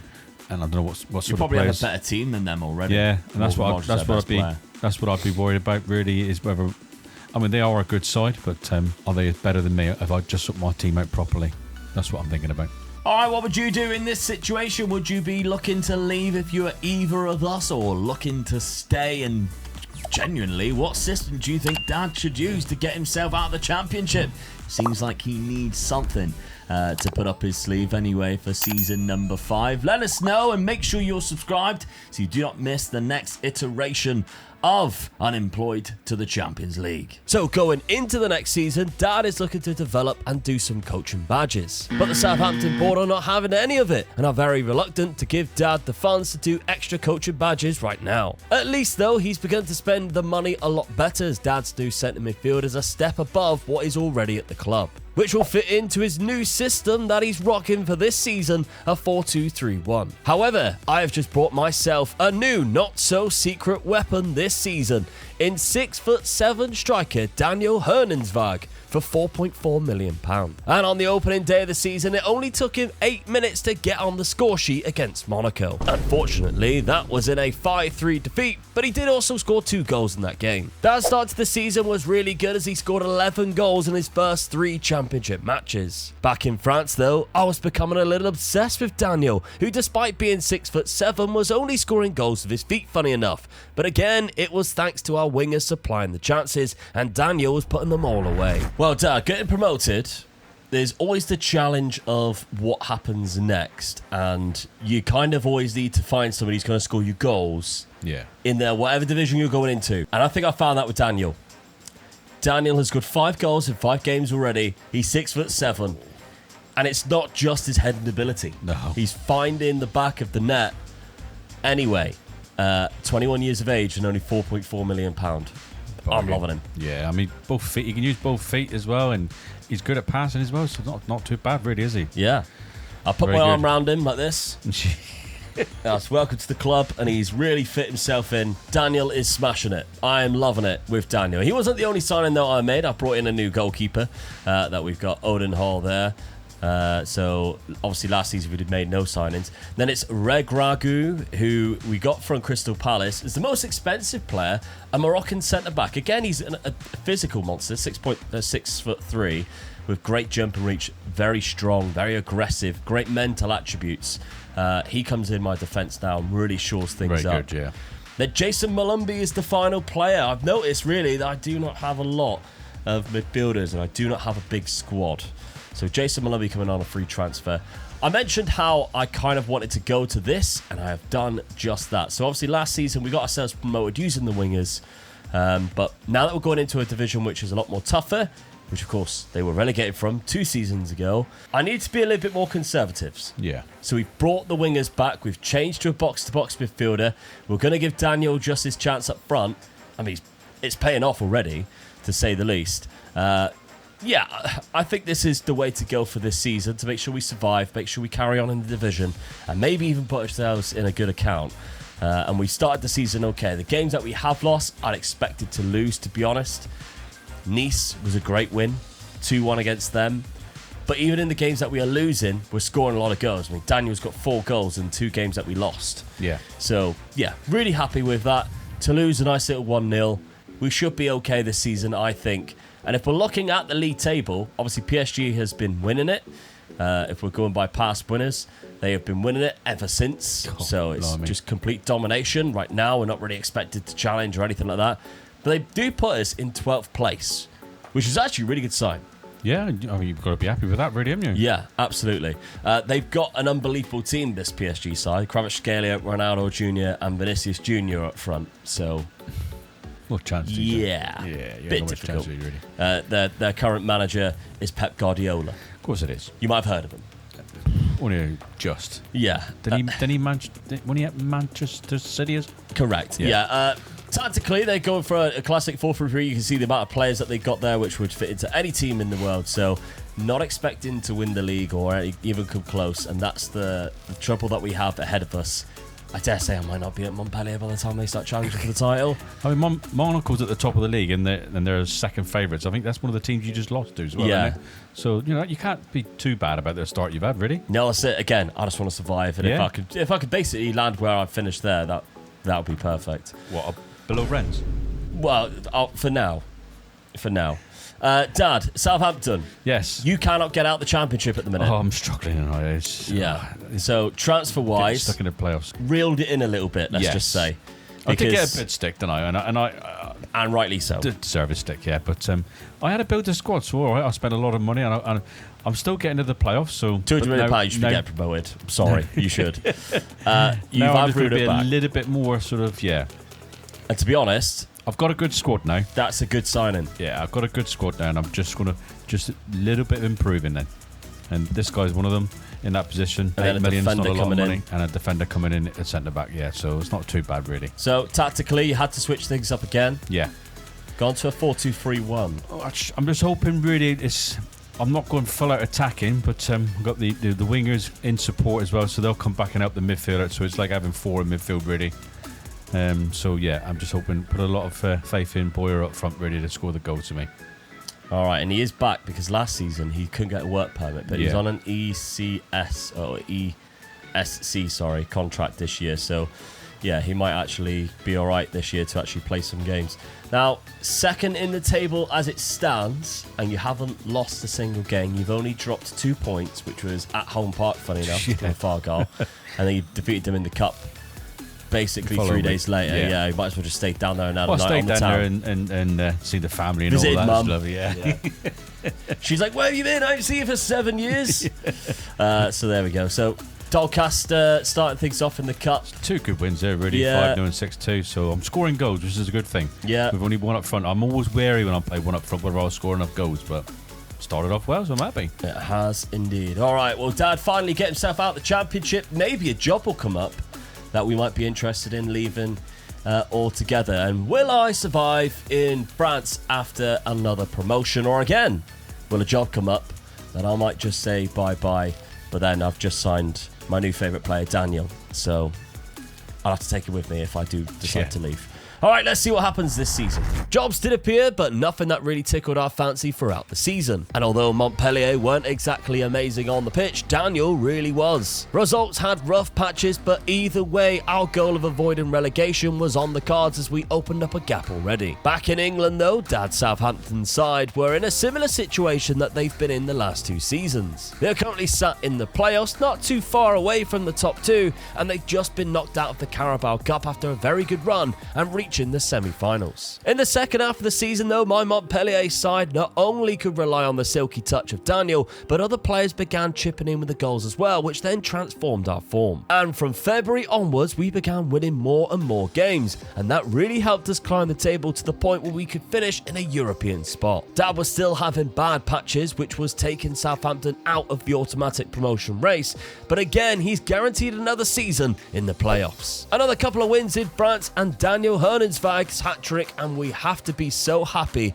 with how we've approached our first season in the top flight, with Daniel being a super signing and winning the Golden Boot. Dad's side did indeed hit the playoffs in good form, though after a 2-0 lead. He did, however, concede 2 goals in the first leg. The second leg also finished 2-2, meaning the game had to go to extra time, and that's when Boyer found the killer blow, taking the game by the horns and sending Southampton to Wembley. And of course, their opponents had to be none other than Portsmouth, Southampton's main rivals, of course, and in the most important game of the season, it came down to these 2 sides, and Dad Southampton were a force of nature, stopping Portsmouth in their tracks, putting themselves 3-0 up in 26 minutes, and Pompey took 90 minutes before they even got a shot on target, with actually winning the net. Well, you finally did it, and you did it against your main rivals. Yes. What a way to win. Southampton, What a way to get Portsmouth. promoted. That's a way to get promoted if you're going to do it, innit? Yeah. Beating your local rivals, yeah. You absolutely destroyed them in the game as well, by the looks of it. 14 shots to their 3, 6 on target to their 1. They only scored in the 90th minute, which kind of gave their fans something to cheer about. If they were still there, that is, really. Well, yeah, that's it, because they were 3-0 down after 26 minutes. Finally, Dad. Finally got there. You've been promoted in the big to league. the Premier Look League. out now. 2 seasons later than probably what you should have been. Yeah, that's all right, though. At least I got to the playoffs each time, so, and they didn't look at sacking me. They gave me a new contract and everything, so I'm happy with that.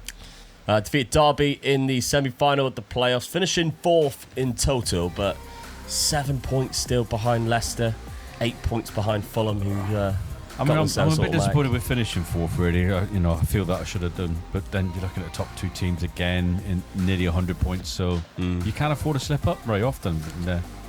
So I'm up, though. I'm up. That's the main thing. Both your strikers as well, getting 20 goals, which is quite... Oh, you're attacking midfielder, and Dye now he wasn't playing up front, was he? So no, so that's good, really. And Tyreek George got 18 assists and the highest average rating from the wings. Yeah, so ideal. Very Very good from him. You even got to the Carabao Cup semi-final and lost. And in fact, the FA Cup was the quarter-final, both losing to North London side. Yeah. So you'll be the judge of which one Dad's favourite is. So overall, a good season. 27 goals from Boyer, so it's good to have him back. Yeah. He's helped the promotion. 23 for Ndai. Tariq George, as we said, with the very good 18 and 18. 14 and 14 for the right-hand side with Stephen Gould, who's he's looking good now. One of your best players. Yeah, he's only 22 years of age. Good, isn't he? He's very good indeed. Bergvall with 16 assists too. All right. I'm pleased with that. So the front sort of 3 or 4 done really well for me, I think. Yeah. Transfer budget going into the Premier League, £41 million with a very good wage budget. So you push it up to nearly 50, really, can Yeah. you? So I think that's a good first season in the Prem. That's good, really. I'm happy with that. All right. Well, in France, after just being promoted, I managed to salvage a Europa Conference League place. Unbelievable first season, 7th place. Very happy with that. 58 points. Really buzzing with that. I wanted to just avoid the bottom half. Well, the bottom 3. And we've done that and then some. And look who was the top scorer of the league. Shit. Daniel Hernanzwag. What a player. 26 goals. Picks up the golden boot in his first season in a Montpellier shirt. His first season outside of Norway. I'm absolutely in love with him. What a player. 26 goals and 4 assists in 32 games. Great average rating as well, which it's a shame PSV did so well. I was going to say, when you look at the PSV players that's in and around him, that's some achievement to get that. Yeah. We keep saying PSV, it's PSG. PSG, sorry, yeah. But yeah, Daniel Hernanzwag also had the second highest amount of player of the matches. Alcaraz had the most assists, probably because he was just kicking it really long and high in the air, and Daniel was there to head into the net. But yeah, Europa Conference League next season, that's going to work wonders for reputation purposes, not just for the club that I'm at, but for my actual profile itself, up to a 3-star now, which is great. So really pleased with that. And Dad, with your promotion, you've also must have had a nice little bump up to 3 stars too. So the type of clubs that we can now apply for has gone up ever so slightly. Yeah. Now, speaking of the jobs, after just looking, I got knocked out in the 10th round there. Speaking of the jobs, there is some available. There's a lot available, in fact. The likes of Aston Villa, Stuttgart, but I think they've got really bad money troubles, so not really interested for me. But Aston Villa there, as we mentioned, Werder Bremen possibly. There's some big clubs in there. Even in France, there's a couple of big clubs as well. So you just never know. Nice is up there, like Nice 6th is there. place, £38 million. That could be worth just a little bit of, try me luck, really. Yeah, I mean, 4-star reputation. You never know. I mean, Villa's there. I mean, I think that's a little bit too far. Yeah, in my league 4.5 stars. Bit too high for us. But yeah, there we go. All right, so let's have a look then at my player statistics. No surprises who was the top scorer of that. 26 in 32 games for Daniel. Carlos Alcaraz got 10 and 13, and the rest of them was really slacking. So I have to add to that this season, but I don't have the money to do so just yet. Wonder what I'll have to do. Let's find out. After looking at the Nice job a little more, I decided to chuck my hat in and apply, because their finances were just simply way better than mine. Nice. But they came back pretty quick to reject me, unfortunately, and I'll be staying put in Montpellier. With Dad's promotion, his summer was spent trying to upgrade this Southampton side to make them Premier League ready, and a lot of new names were coming through the door. I had a much quieter window, but there was still time for me to sign a centre-back from Uruguay who goes straight into my first 11. Dad started the Premier League campaign with a 2-0 loss to Brentford, which wasn't a great sign. His team did improve, though, in the following fixtures to give him some hope going into his first Premier League season. I'd started the season with a 2-1 win against Marseille, and guess who scored the 2 goals? He was even popping them in to help us qualify for Europe too. For Dad, though, a lot of ins and outs to cover in this first season in the Premier League as it all begins. Very busy window going into the Premier League, Dad. Yep, I've decided to stay, so I'm gonna have a really good go at this season. So I've got rid of a few players that I felt that just weren't good enough for this league. So got them out, got a bit of extra money in, and hopefully I can just replace them with Premiership class players, really. Just to make that sort of squad a little bit stronger. We got Josh Blakesley from Middlesbrough for 12 million at left back. Yeah, I mean, he's a left back or a left winger, and he's probably going to be playing left back for me. I think that's where I'll be sort of putting him in there, really. 22's good start, really. Yeah, very physical player as well. Then we got Rudiarth Yaquez from, he's a Mexican player playing at Bayern Munich there. Yeah. 6'2", not a bad defender. Defensive midfielder sort of as well, really, if I needed that sort of position. Ball play, yeah, I'm quite pleased with that. Use both feet, strong with both feet. You need that with a good in the Premier League, don't you? Yeah, got a couple of free transfers. Anton Sarenko, who's Ukrainian centre attacking midfielder. Yeah, he's going to be more of a squad player, I think, just in case I get any injuries, really. But for a freebie, I didn't want to turn that one down. Richard McRae as well. Same again, another midfielder, really. So former Arsenal player. Oh, you had to spot that, did you? I was hoping you missed that one. Oh no. But he's good.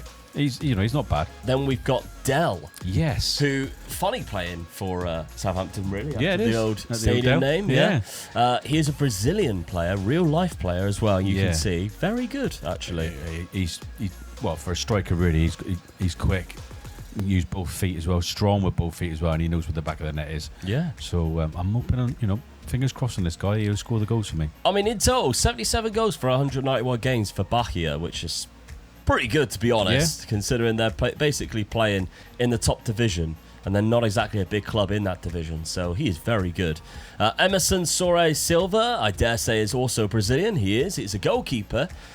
Coming in as your new number 1. Yes, only 22 as well. So I can have this keeper in for a few years now. Really, he's good. So fingers crossed for this guy. All right, then we got Isidri Gascons, £23 million, another right back. Yeah, I just needed another right back just for sort of just keep the squad ticking over. Really, he's a Premier League player, so I'll be happy with that. Yeah, at that age. And then Philip Vincent Day. Yeah, this is another one I'm sort of Big one, banking 40 hopes on. million. Yeah, he's sort of a really good midfielder, defensive midfielder. So I'm hoping that's the one that's going to sort of block it up for me, really. 40 million for him. But it's back to the same problem again. Is finding the players that were good enough to come into the Premier League and want to come to you as well. Don't forget, I'm just been promoted. Not everybody wants to come to a team that's probably classes going right back down again. I don't know what the odds are, but I'll bet you any money I'm down in the bottom 5 or 6 to go down again. I think you did really well until that one signing. Yeah. I think that one signing has let you down. Tactically, though, you have switched things up. Yeah. I've made it more of a defensive sort of a team, really, sort of with. I mean, the winger out on the right there, I had to keep him there. He's so good, really. Yeah, he's very good. He's the one who can set it all up for me, really. So George was my leading goal scorer last season, I think, wasn't he? So he's going to be coming in scoring the goals as well for me from that position, really. Right, he was a good assister. I don't know if he was the top scorer. Right. Boyer was your top scorer, wasn't he? He's on the bench now because of Dell. So I am quite surprised you haven't gone with 2 up front. I was tempted. You had to. I was tempted, but I felt, well, let them fight it out between them. I've done well before with 1 up front, so I'll just try it again. All right. Well, start of the season, first in the Premier League. You've won one game in the Premier League. There's 2 cup games in there, which you've also won. Lost to Brentford 2-0. Defeated Norwich 3-1, which you got 2 winners there in the 96th and the 98th minute. Love a late goal. Yeah, and then a draw away to Aston Villa, which is quite good, really. I'm pleased with that one, yeah. Good result there. Obviously winning in the cup game, so not too bad. Let's have a look at the Premier League then and have a look at the season preview. It does put you down in 17th place. That's where I expected it to be, so yeah, anything above 16th, I'll be happy, really, I think. I have to see what this name is. Jimmy Tesfagoris O'Michael. That is some name. That's a commentator's absolute nightmare. Yeah. He is class, by the way. Yeah, he is, isn't he? Yeah. He's very good. Swedish striker. I mean, look how fast it is. How good his actual physical attributes are. But then 18 for anticipation, composure, decision making, and 17 off the ball, with 16 finishing and 18 technique. And he's 18 at heading as well. Yeah. Unbelievable. That guy's class. Plays for Arsenal. Wow. Got 20 Premier League goals last season. They signed him for £3.2 million. He's worth over 100. That's nearly 200 million. Unbelievable. You'd love a player like that for Arsenal, wouldn't you? Get out of it. Worth a try. 25-year-old Swedish player, though. I wonder how often we'll cross paths of him. He looks class. I just seen that name there, and I was like, I have to see what that is. And I was not anticipating a name like that. That's his real name. We have not added a nickname or anything like that. That's his real name. So he's got another nationality, Eritrean, which I believe, is an African country. So he's sort of like Eritrean and Swedish. And yeah, that is a class name. Oh, Michael, which I thought maybe he's Irish. Swedish-Irish. Yeah. No. Fair play. He is absolute mustard. Right, okay. Over to France then. So, obviously with Daniel, we had a striker situation nailed down. I think defensively was our main weakness, and that's kind of what we looked at. We only sold £7 million worth of players. We actually sold a defender as well. but we aren't getting any money out of it, only 15%.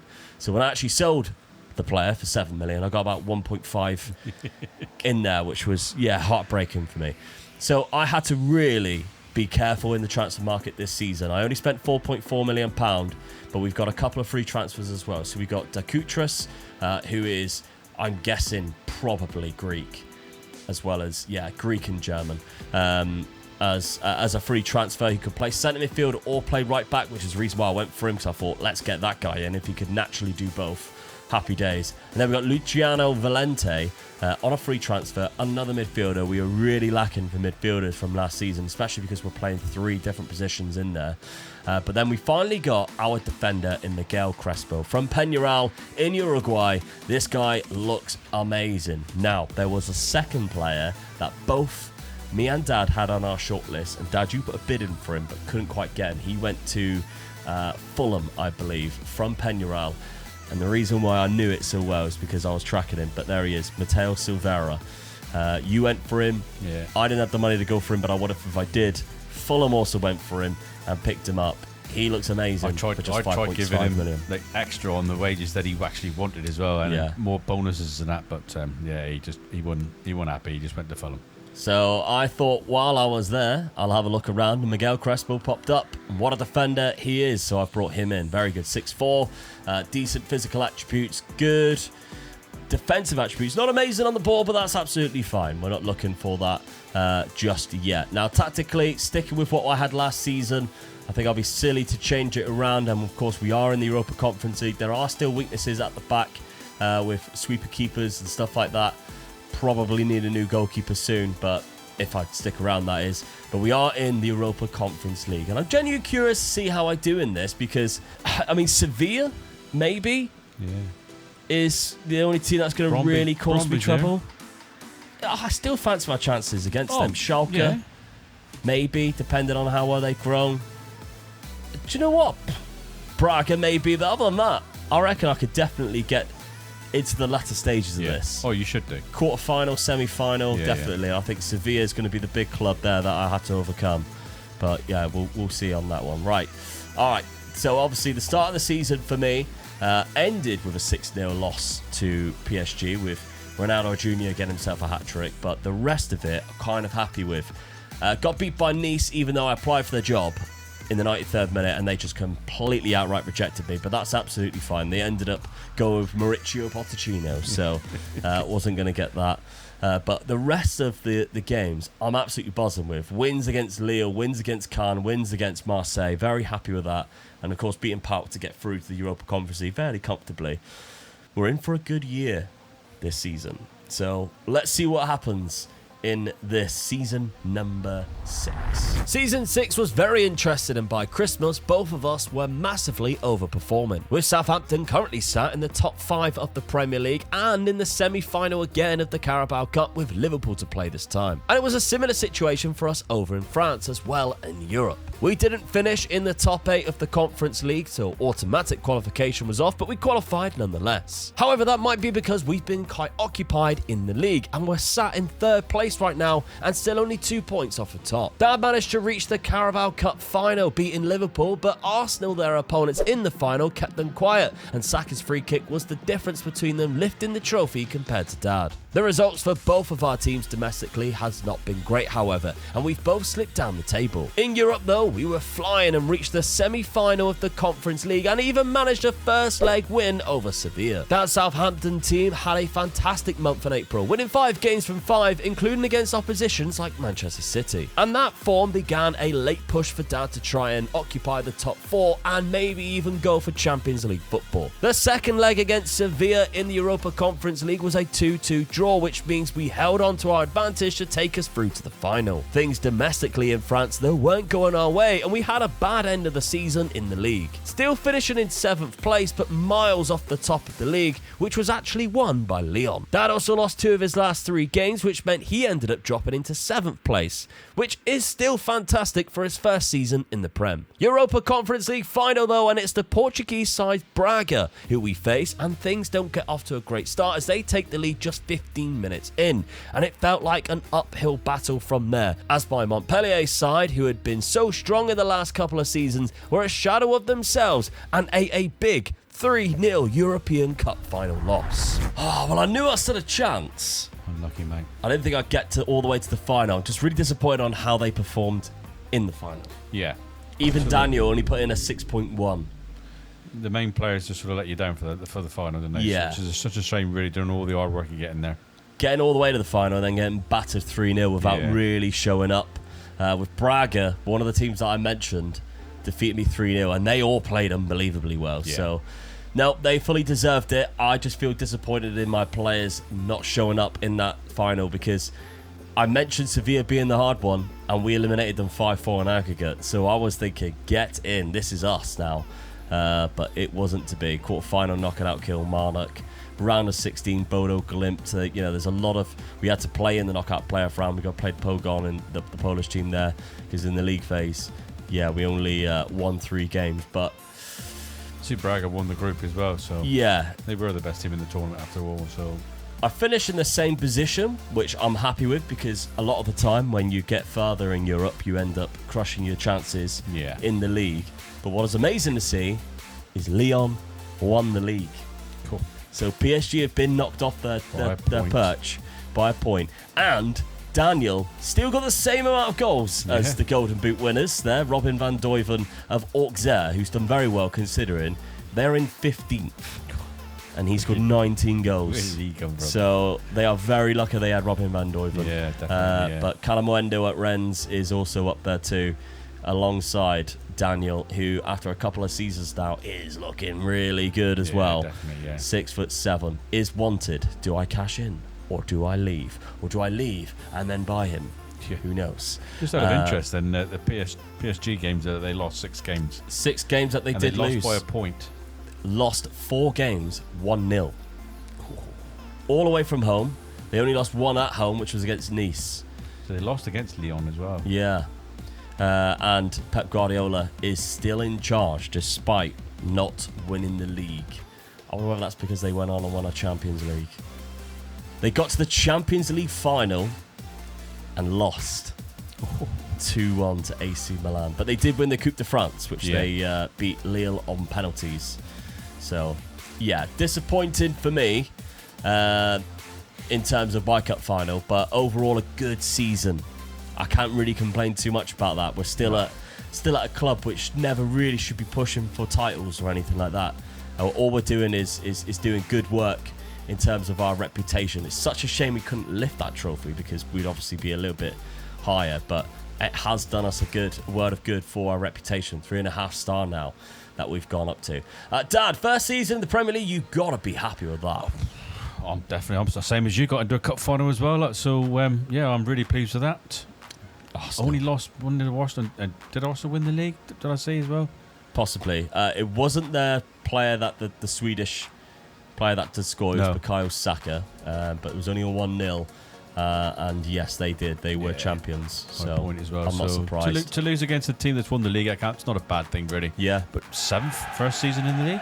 I've got to be up. Joint 6th, really, with Newcastle. Yeah. I'm definitely happy with that. Yeah, absolutely. 60 points, not too bad at all for your first season in the top flight. And a cup final, 4th round by Newcastle. We finished a position above you, so unlucky really in terms of the draw in the FA Cup. Yeah. Gotta be happy with that, considering the 2 seasons where you stagnated in the Championship. That's a big jump, really, because sometimes that jump up is a big jump, really, into the Premier League. So I'm really pleased with that. So, this guy looks really good as well. Dell's done well, and 19 goals, 17 from Stephen Gold as well, with 11 assists. Tyreek George getting 16. They're chipping in, which isn't too bad at all. Your transfer budget's £50 million, so you've actually been given a nice little budget should you decide to stay. Not too bad, is it? So, but will you decide to stay? That's the thing, because job security, there's a lot of jobs around. Doesn't look like anything that really stands out as a next step for either of us, though, right now. I mean, you look at the 3 Premier League teams, I finished above all 3 of them, I believe. Yeah, 19th, 18th and 17th. Yeah, so, I'm not going to be looking at them, really. So there's nothing else there, really, I don't think. At the minute, no, I don't think so. So which makes it quite interesting, because the summer is obviously usually when a lot of jobs will flip and flop, and whether a lot of these jobs get taken up by clubs, which then obviously come free, or it is a World Cup year. It is a World Cup year. Now that makes a big difference, doesn't it? It's not as massive as what it used to be for a manager merry-go-round, the World Cup, but it can still have a big influence on certain managers. I do think that sometimes the big teams do change after a World Cup. Yeah. Especially the European teams. They sort of keep the managers for like the 4 seasons. So they take in a European one and then the World Cup, and then they change them then, don't they? Yeah. So it's just whether they take any from the bigger clubs that we are going for. Yeah, that's right. And that's our trouble because, I mean, we're looking at... We've seen my reputation, your reputation as a manager has stayed at 3-star. I'm surprised with that because I've done really well. Yeah. You know, the first season in there, 7th, and got to a cup final. I'm a bit disappointed with that, really. Right, well, we'll have to see what happens. Make sure you stick around because Unemployed to the Champions League continues. And it does look like I finally managed to catch Dad up after his great start. Enough about Daniel though, because after reaching the European Cup final, the finances are still bad here, and I don't know how far I can take this side. Although Dad has spent money, he's thinking the same thing as me, and that might be the time to step up from Southampton into a bigger role. But right now, there are only jobs at a similar level or below available to us. As we stretched into August though, another 2 jobs came up that we both got excited about, Ajax and Monaco. But a long story short, neither side even invited us in for an interview. So our focus instead turned to our seasons at the clubs we were currently at, with a close eye on the job market in case anything pops up throughout the season that might tempt us. And for now, the race to the Champions League lingers on what seems to be the next movement job-wise. Right, Dad, at the start of the season then, we are still with the same clubs, yes, but not by choice.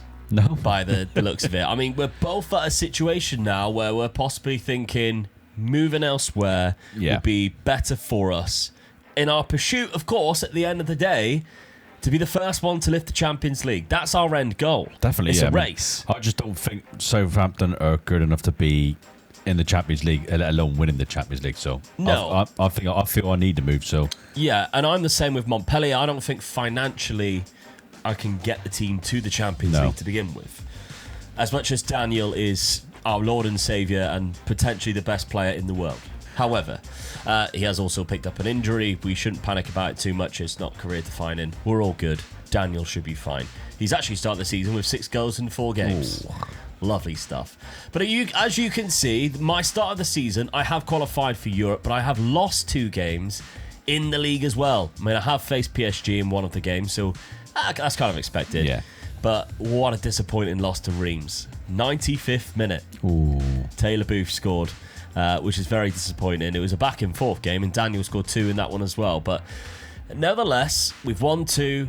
We're in Europe next season, the Europa Conference League, which we know can help with the reputation being seen worldwide, obviously, through these European competitions. That's great. And transfer budget-wise, I haven't really spent that much either. If we're looking at players I've brought in, Andy Stockbridge for £1.3 million is basically my only signing with money. He's quite good, to be fair, in that midfield. I felt like our midfield was just lacked depth more than anything. But you can see I did sell a couple of players, but I've only got 15% transfer revenue. You're giving them away, really, aren't you? That's it. So, I mean, I've sold potentially my best player from the last couple of seasons outside of Daniel and Ellertson, because he's 32, for 4.7. And then Alcaraz, which is not the tennis player, another midfielder, going for 5.75. And I've just had to bring in like loan signings. We've got Nathan Simcock here, who's a good midfielder. Obviously, we brought in Andy Stockbridge, another good midfielder, and then just 2 free transfers. So we don't have the facilities to get better. And that's what I'm looking at right now with this side. I'm kind of thinking, I don't think we're going to get any further. I can't change tactically because I ain't got any money to bring anybody in. No. So we're going with what we have from last season with a couple of changes and arguably a weaker side compared to last season.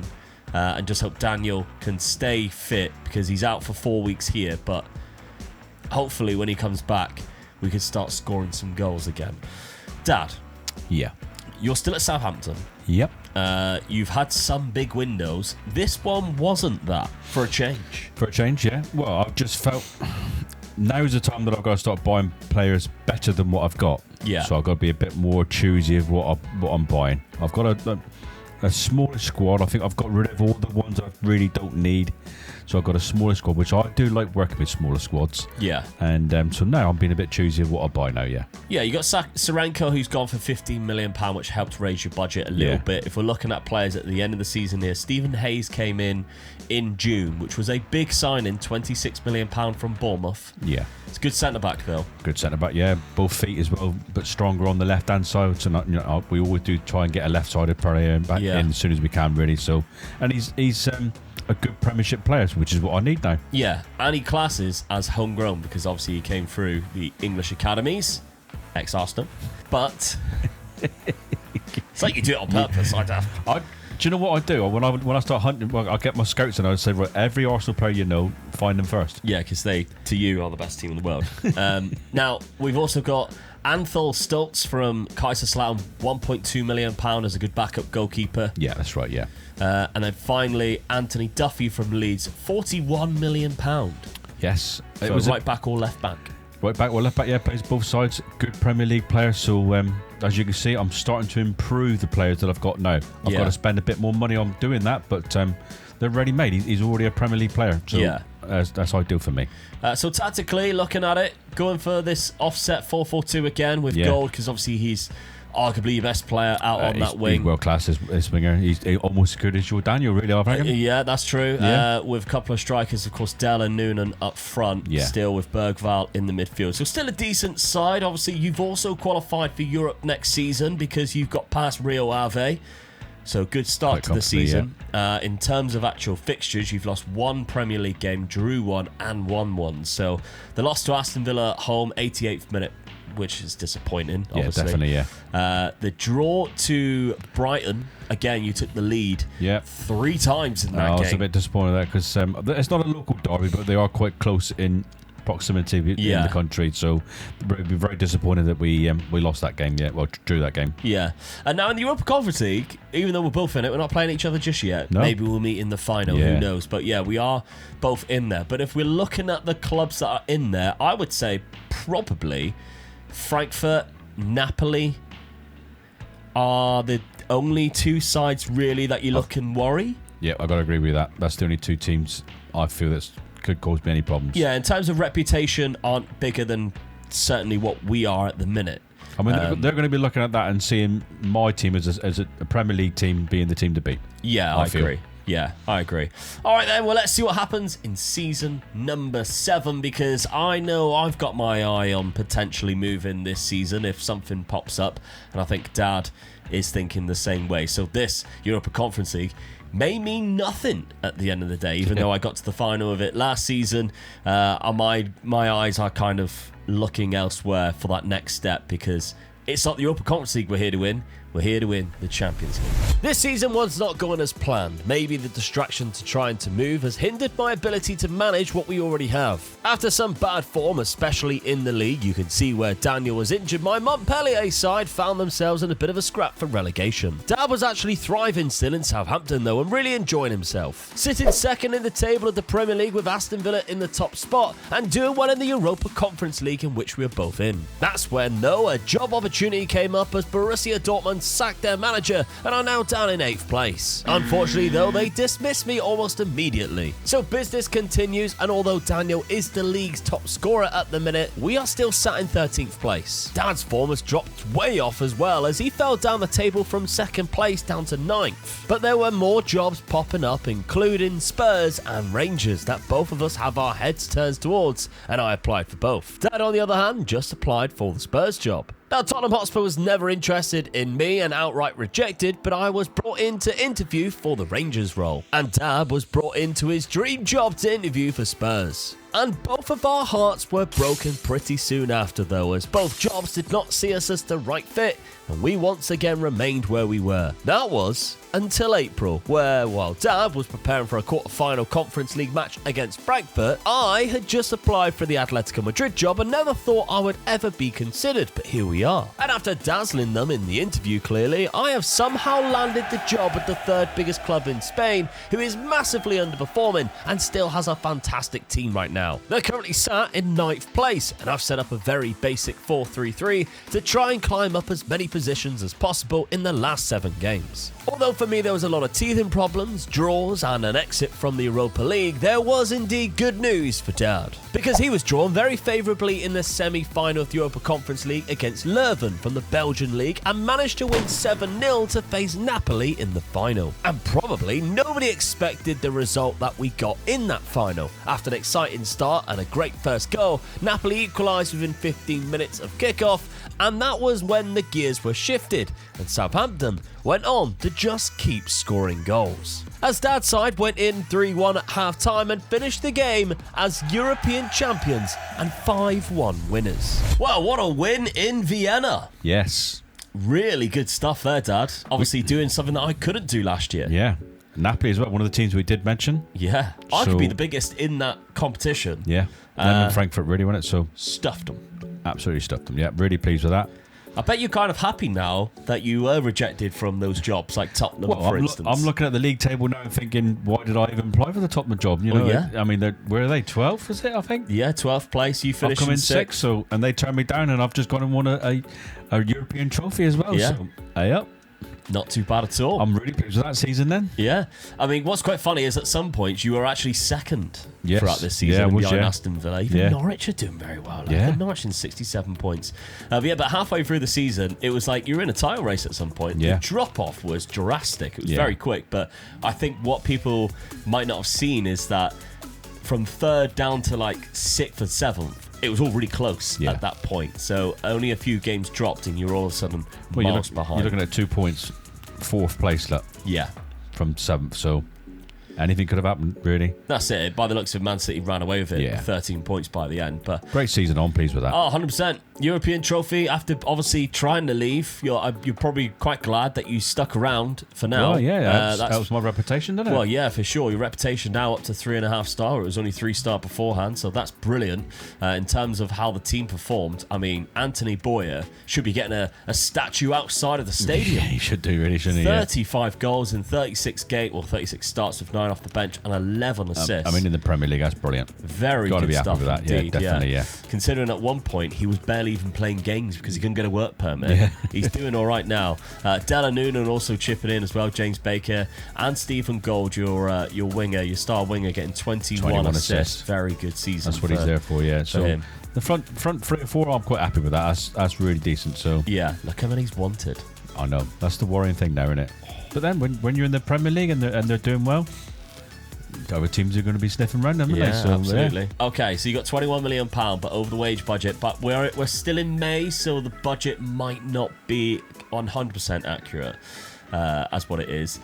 What is accurate, though, is I did indeed leave. I have landed here in Madrid after getting rejected left, right, and centre all over the place by, let's face it, less reputable clubs, and then somehow land in Atletico Madrid. Yeah.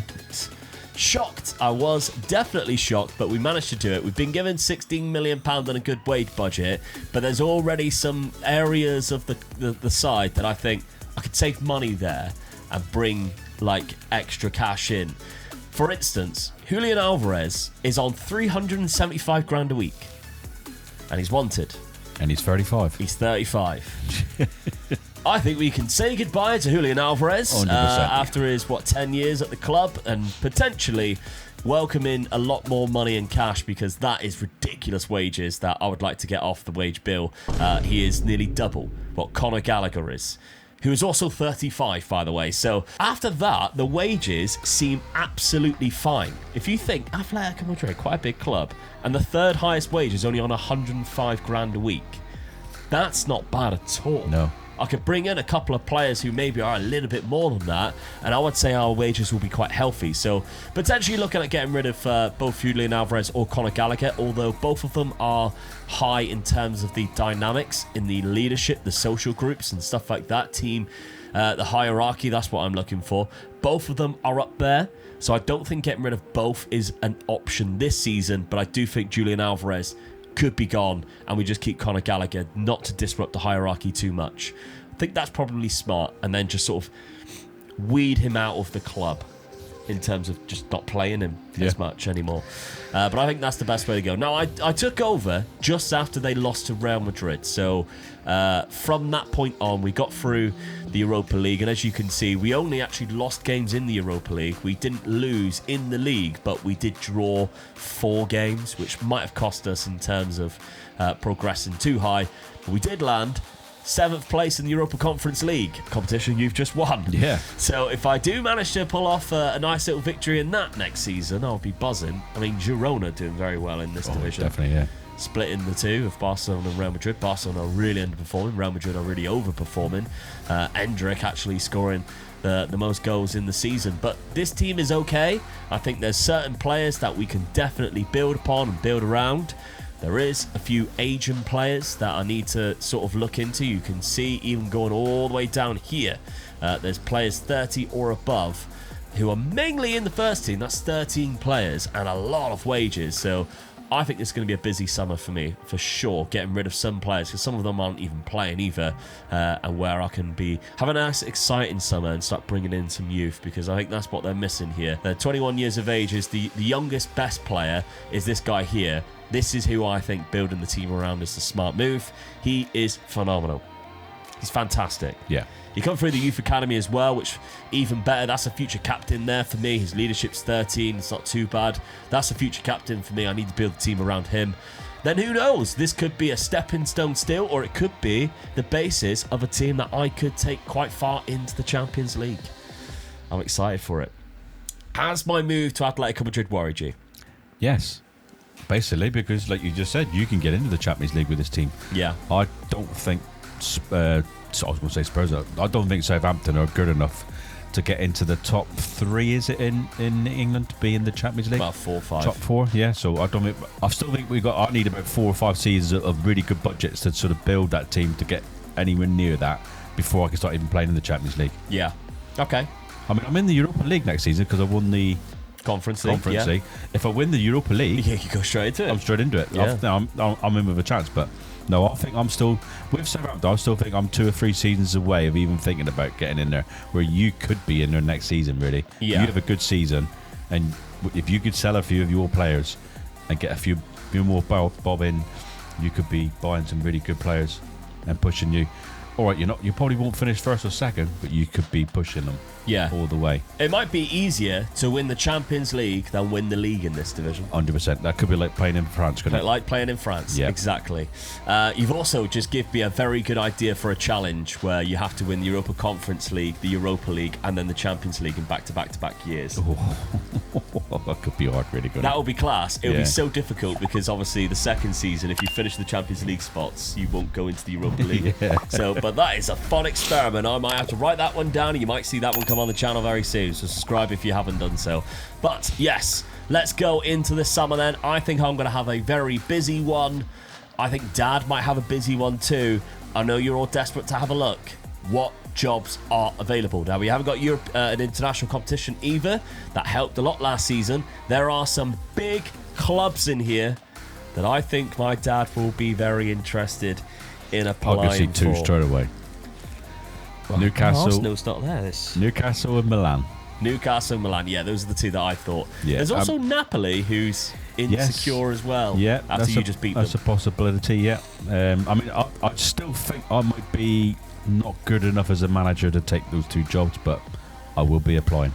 All right then, let's see what happens this summer. Dad did indeed apply for both the Newcastle and the Milan jobs in hopes that one of them could take a chance on him like Atletico did with me. Just a week later though, and more appealing jobs began to appear as PSG and Monaco in France, in which Dad both applied for. While Dad was doing that though, I was making sure to stay true to my word and sign some younger talent for my squad. As well of course, selling Julian Alvarez to Al Ahly and removing that massive wage from my wage bill to bring in new talent like Bergara. It was bad news for Dad though, as all the jobs came back unsuccessful and pretty much without even an interview as well. So he had to focus on signing better players, and he even signed a Newcastle player after they just rejected him. Now with Julian Alvarez going, a lot of you are probably expecting me to give Daniel a call to come to Madrid this season to join me at Atletico. Well, you'd actually be all incorrect. Don't get me wrong, it crossed my mind, but I decided to sign this Uruguayan striker Silveira from Fulham, who is also 6'5" 5'2" inches shorter than Daniel and probably technically a better player than Daniel, and he certainly hit the ground running in La Liga as well, banging in a hat-trick on the opening day of the season. Well, Dad, if you cannot get the Newcastle job, just start buying all their players. 100%. That's what one of the reasons why I was going to go to that team. He's a good young DM, so I couldn't get their job to take him, so I thought I'll just get him myself. I'm going to put him straight in my team. Yeah, he's a good player. Yeah, he's 23, so he might not get into the starting 11, but I'll make sure he is in the starting 11, and he'll get better. Give him playing time. He looks very good. Yes. £45 million. He wasn't the only signing, though. We got a couple of more. Nelson Viper. Yes. I'll get this guy. I mean, he's 30 years of age now, but whenever we see this guy, we'll try and get him because he will score goals for you. So it was a no-brainer for me, really. I need another person who I can guarantee to get me 20, 30 goals.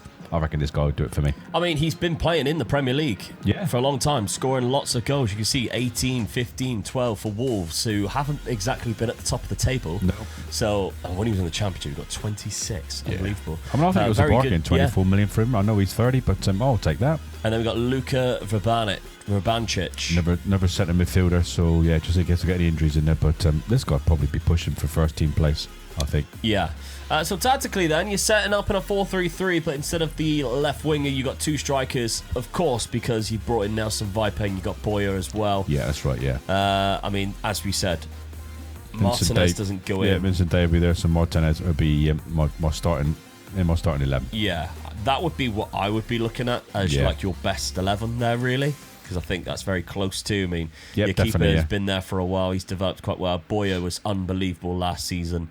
Probably don't deserve to be dropped. No. But Dell is very good, and he has 4 in 4 so far because he's a cracking player. That's right. Yeah, I mean, the problem you get is when you sort of like you got one really good striker, you don't want to lock a second one in. Because you might as well just leave him and let him fight it out there, because you know the one striker will be getting the place all the time. Let the other two fight the other place out. So that's what I'm doing, really. So the start of the season, you lost one game away from home against Palace. It wasn't a bad game, though, by any stretch. Only 2-1. The rest of the fixtures, though, very good. I mean, we looked at Norwich and how good they were last season. Yep. You beat them 6-0. Yeah, and then you look at the team, the boys who's actually scored the goal. Dell's come in and got 4. Yeah, those are the 4 that we mentioned. So yeah, you got him in one game. Everton as well. I mean, Lucas Bergvall got 4 in that one. So the goals are coming from everywhere. Yeah. And Martinez has got onto the score sheet there as well, so I'm really pleased with that. Good start. I'm really happy now. Yeah, you got the Europa League games coming up, so there's your opportunity to get into the Champions League as well as another competition.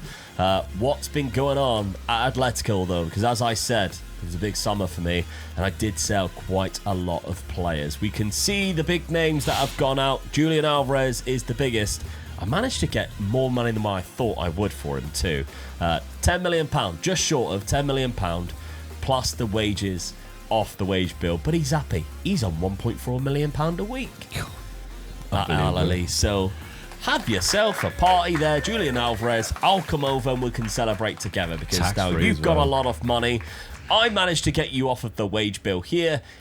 We're all happy. Yeah. We are all happy. And it allowed me to really splash out this summer, because as you can see, a lot of players did leave. If we're just going by the 2035 time frame, which is where I was selling players, all of these players plus the £2.4 million there, and I spent quite big as well. So starting things off, I needed a winger, £4.3 million Ericsson. He was on the next gen list that we seen. I remembered he played for Bodo Glimt, so I went there straight away and started scouting him, and our scouts rated him very highly, so I decided to bring him in. 18-year-old Norwegian, just 4.3 million.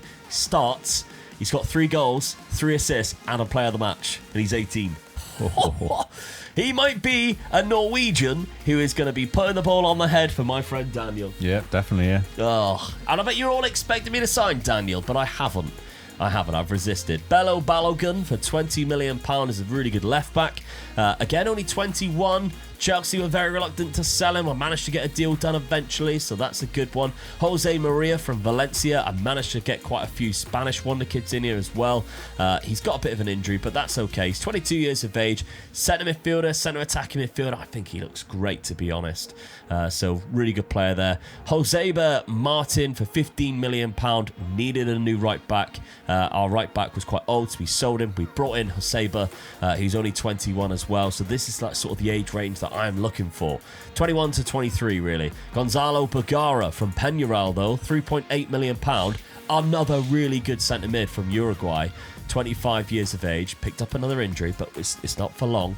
Again, physically great, very good all-rounder midfielder. And then finally, we've got Matteo Silveira from Fulham, £55 million. You might recognise the name. It's the one that both me and Dad tried to go for a couple of seasons ago before he went to Fulham. It's another Uruguayan. They have some great players that have come through. He is fantastic, and he's now my new striker. Mustard. Yeah. He's the reason why I didn't sign Daniel, if I'm honest. £55 million. £5 million was what Fulham got him for 2 seasons ago, so they've really 10 times their money. But he's got 7 in 4. Yeah. 7 in 4 already. He is 6'5", which is the reason why I went for him instead of Daniel, because I think he's a better all-round player than Daniel. Just don't tell Daniel that, because we're still on really good terms and still good buddies. And I want him to come to my birthday party. But I think Matteo Silveira is technically a better player who will suit this division more. Schedule. We're currently top of the league. We have drawn a game, but that was in Europe, in the Europa Conference League, which we qualified for. But we've played some tricky fixtures, including the Madrid derby at the Bernabeu, and we've defeated them 3-2. It's 3-0 up at one stage. Yeah. What So a result that is. Excited. What a result that is. I am excited. I don't know how long this is going to last. Already? Yeah. Bilbao's another good victory as well, so that's always tricky. And a Sevilla 3-0 hammering. Oh, we're off to a cracking start. So I'd like to think I could do very well in the Europa Conference League because, again, if you're looking at the clubs that are in it, Bologna possibly is a big Italian side. Brighton's in there as well. But outside of that, this is mine to lose, surely. Definitely. Wolfsburg, possibly.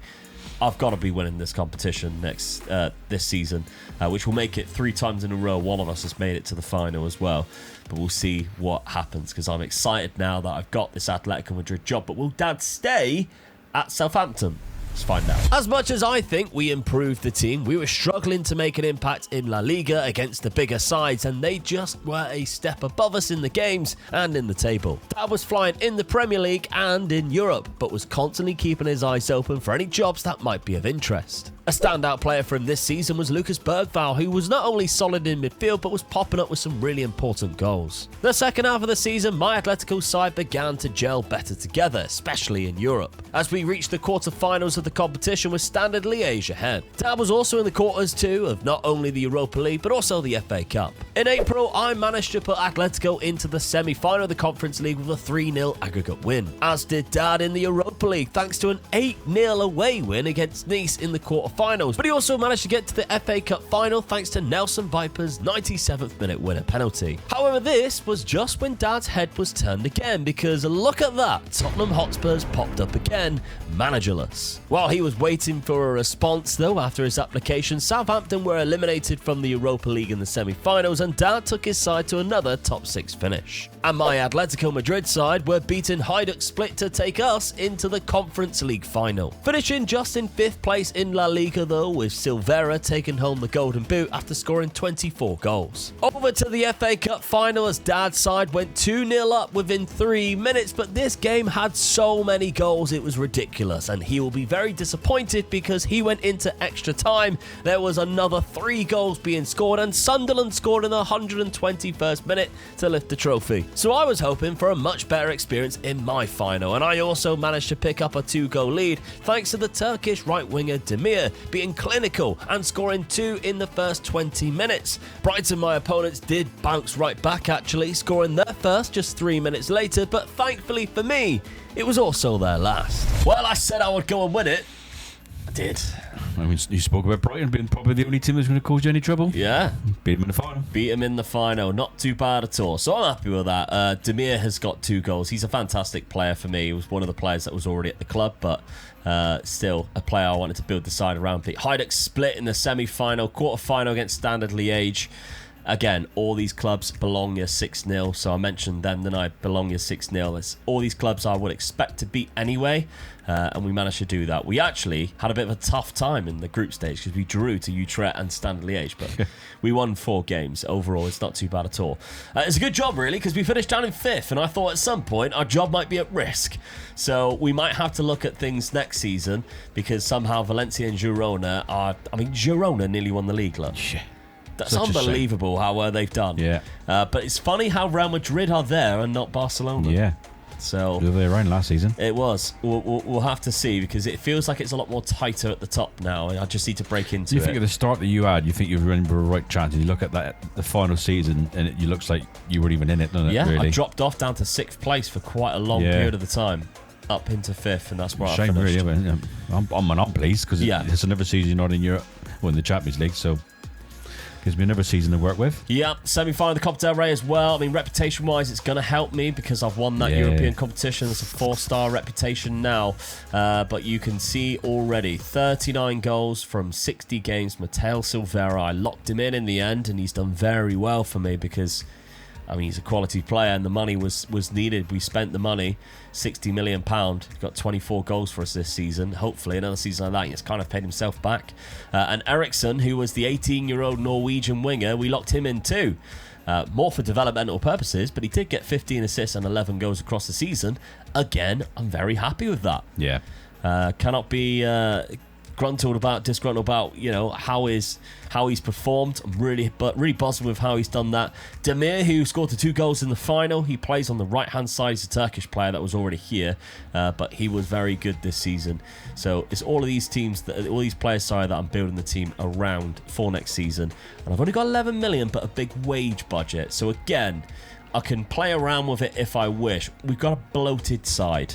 There's so many players here. There's a lot of players who didn't play that many games that I can just get rid of. Bring in somebody, if I get rid of 3 players, my aim is to bring in just 1 player as a replacement. Yeah. For that. Whether it's, somebody who's better for the first team, somebody who's going to be better in the future. That's my thinking for this side, because I'm not really interested in moving clubs. However, Dad... is, and we are still waiting right now to hear from that Spurs application that you put in. I've given them a second chance. They went best part of probably about the last final sort of 6 weeks with not happy with their manager, and then they finally sacked him. Yeah. So I jumped in and applied for him. There was a couple of other teams that were unsecure coming near the end of the season. I was waiting for as well, but Spurs were the only side that actually decided to do it. So I've jumped in again. I'm going to give him a second chance. This could be the final chance they get with me coming to him. Yeah. If I don't get this time, I'll probably won't do it again then with him. Their manager history is hilarious, by the way. So after it was... I mean, it's obviously, remember, for a long time, we went 5 years into the future before we started this. Thomas Frank left after 3 years. He was sacked. Then it was Roberto Mancini for 209 days. Then it was Stojkovic, who lasted 74 days. Then it was Eddie Howe. Eddie Howe had a good time. He lasted nearly 3 years. Didn't win anything, though. Then it went to Ryan Mason, who did win a UEFA Super Cup, which shocks me, because how do they get in the UEFA Super Cup when none of these managers actually won a European Cup? Yeah. It was Europa League. So he won the Europa League, Ryan Mason there. Craig Dawson was then the manager Getting worse. for nearly 2 years. I mean, he's Aston Villa manager at the minute. He's doing all right, to be fair. We don't know what he's going to be like as a manager. But then you had Raul for a year. So that's quite interesting. What he's a currently legend unemployed. he is. Yeah, You loved him, didn't you? Oh, such a good player. Yeah. One of my favourite players from the 90s and 2000s, Raul. But then, when obviously you applied for it last year, neither of us got the job. Simone Inzaghi took over. And he was sacked after just 334 days. So he didn't even make a year. So they are currently looking for a manager after an 11th place finish. They've got some good players, like this key player, who is, by God, unbelievable. Oh, yeah. 29 goals for England. He's that good in 58 games. So, but nowhere near you in terms of the league table. This is the thing. I've done it again. I've finished above them. So last season I finished above them and won a European trophy. This season I've done it again. I've finished above them. So yeah, and I've got to the semi-final. FA Cup of the runners-up. Yep. FA Cup lost in the final to Sunderland, which I'm really disappointed with. But I got to the semi-final of the Europa League. against Gladbach. Oh, whenever I get into the Bundesliga, they are my bogey side. Yeah. And it proved it again, even though I'm not in there. So I'm really disappointed with that. I felt I might have gone all the way. And I got to the quarterfinal of the Carabao Cup as well. So I class that as a really good season. Yeah. You know, I would be thinking that some teams have got to be looking at me what I'm doing with this team. So yeah, I'd say so. Yeah. They'd also be looking to go, how is Bergvall his top scorer in the I league? know, it's 14. I'm surprised with that as well. So yeah, but I'll take that. I mean, he isn't the top scorer overall. Anthony Boyer got 26 goals this season. Bergvall got 24 with 14, but then obviously it's just cup games that Boyer managed to score more. 23 from Dell, 23 from Viper, 20 from Stephen Gold with 21 assists. Spreading it around, which is kind of good to be honest. To see there, I've got 5 players there who's over the 20 yet, and Nelson Viper didn't let me down, so he got me over the 23 like I said he would do. Yeah. So that was money well spent, I felt. All right, so transfer budget is £50 million at the minute. Should you stay with Southampton? This is the thing now. If I don't get the Spurs job, 50 million is a lot of money, and I've got a few players that I could still sell to sort of build it up again. And if I just keep bringing in 1 or 2 players that are sort of world class, I'm building a really good side. Yeah. So I could get to a stage in a minute where I might just change my mind and just say, right, I'm going to go for it. What, even after the last 2 years you've been going Southampton aren't good enough to get into the Champions League? But this time they've backed me off. I feel 50 million. They've started backing me now. You had over 100 million in the Championship. I know that, and I've got them into the Premier League. I've won a European Championship, so I haven't let them down, have I? But I feel now I'm in the Premiership. They're backing me now with 50 million, and I've started improving the squad. So if I don't get the Spurs job, I might just stay then. All right. Well, Spurs themselves don't have the best finances at the minute. No.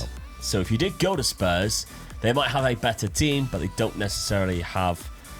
I feel that I could do something with that squad this season. Yeah, some quality players in there. I'd be disappointed with that squad that I don't finish in the top 5. All right, what do you think? Look at him. Look how good he is. That's the secondary striker. This is the thing, isn't it? When you got players like that, they should be in the top 4. I reckon. So he's unbelievable. You should be looking at Champions League the following season. Right. Easily. What do you think then Dad should do? Do you think Dad is going to get that Tottenham Hotspur job? If he doesn't, does he stick around at Southampton? While I am quietly building quite a good team here at Atletico Madrid with money to spend to keep improving it.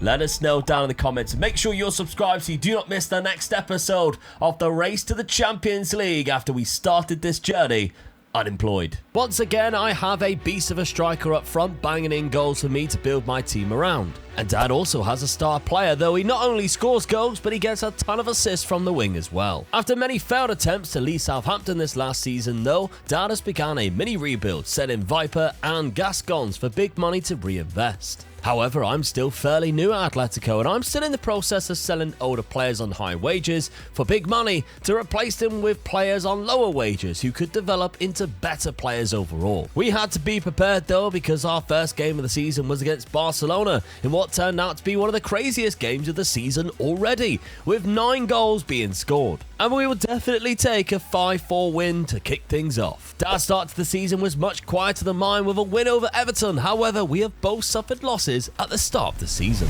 Right, Dad, £70 million on the outs, mainly thanks to Nelson Viper and Gascons going.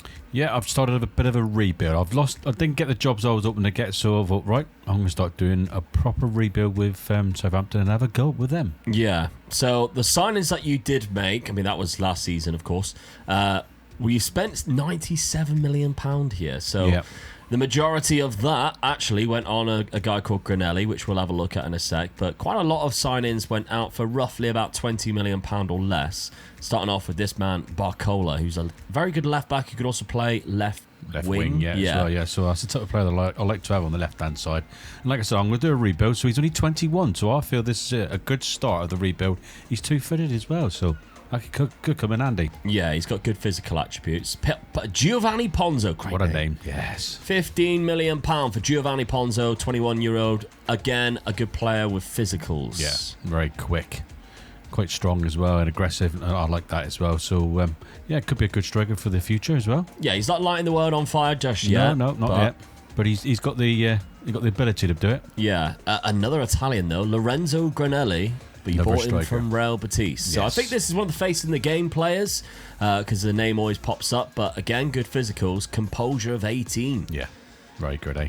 And he's finishing at 16, so yeah, and he's quick. So yeah, I quite like look at this one as well. So that's 2 good strikers I've got in for the future as well. I mean, well, this one's 27, so he'll be playing straight away, I feel. Not amazing, though. Your scouts aren't rating them very highly. No. £40 million. He hasn't got a goal yet in 4 games. Or 004 is what the kids now put up, and they with pictures of Lorenzo Granelli. Christic, 21-year-old centre-back. We've got good bravery, 6'3". This guy could be good. The only thing I didn't like about him was his aggression. I do like a player with a bit more aggression, but he's 2-footed as well, so ideal for a centre-back. Yeah, he hasn't played a game yet, though.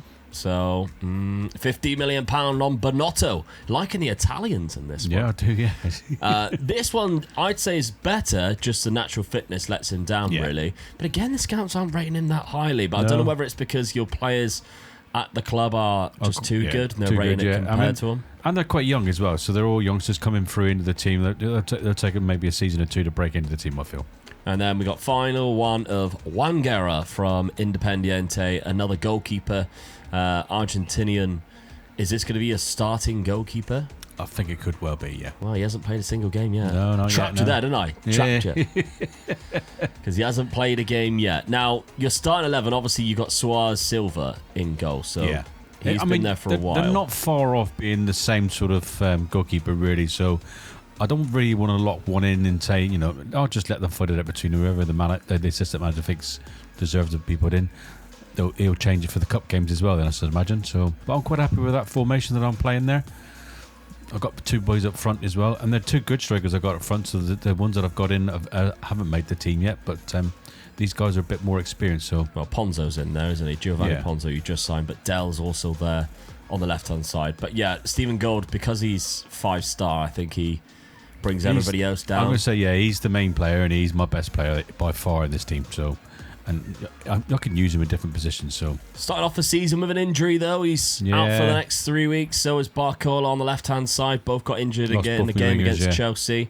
And in that game, it was a 3-2 win with a 94th minute winner from Dell. But as we mentioned, we have lost a game. You have lost to Tottenham Hotspur in the 92nd minute. yeah, After they rejected you for the last 2 seasons. Ashley that's Walker it. scored We're in the done. 92nd. Me and Spurs done. Yeah. Over to Madrid, though, because some eagle-eyed viewers might have seen something that we're going to refer to in a second. But I had £16 million left, but there was nothing really that I could spend it on. And I do feel like I might have done a bit of a dad here and wasted some parts of my budget. But I do think I found value elsewhere.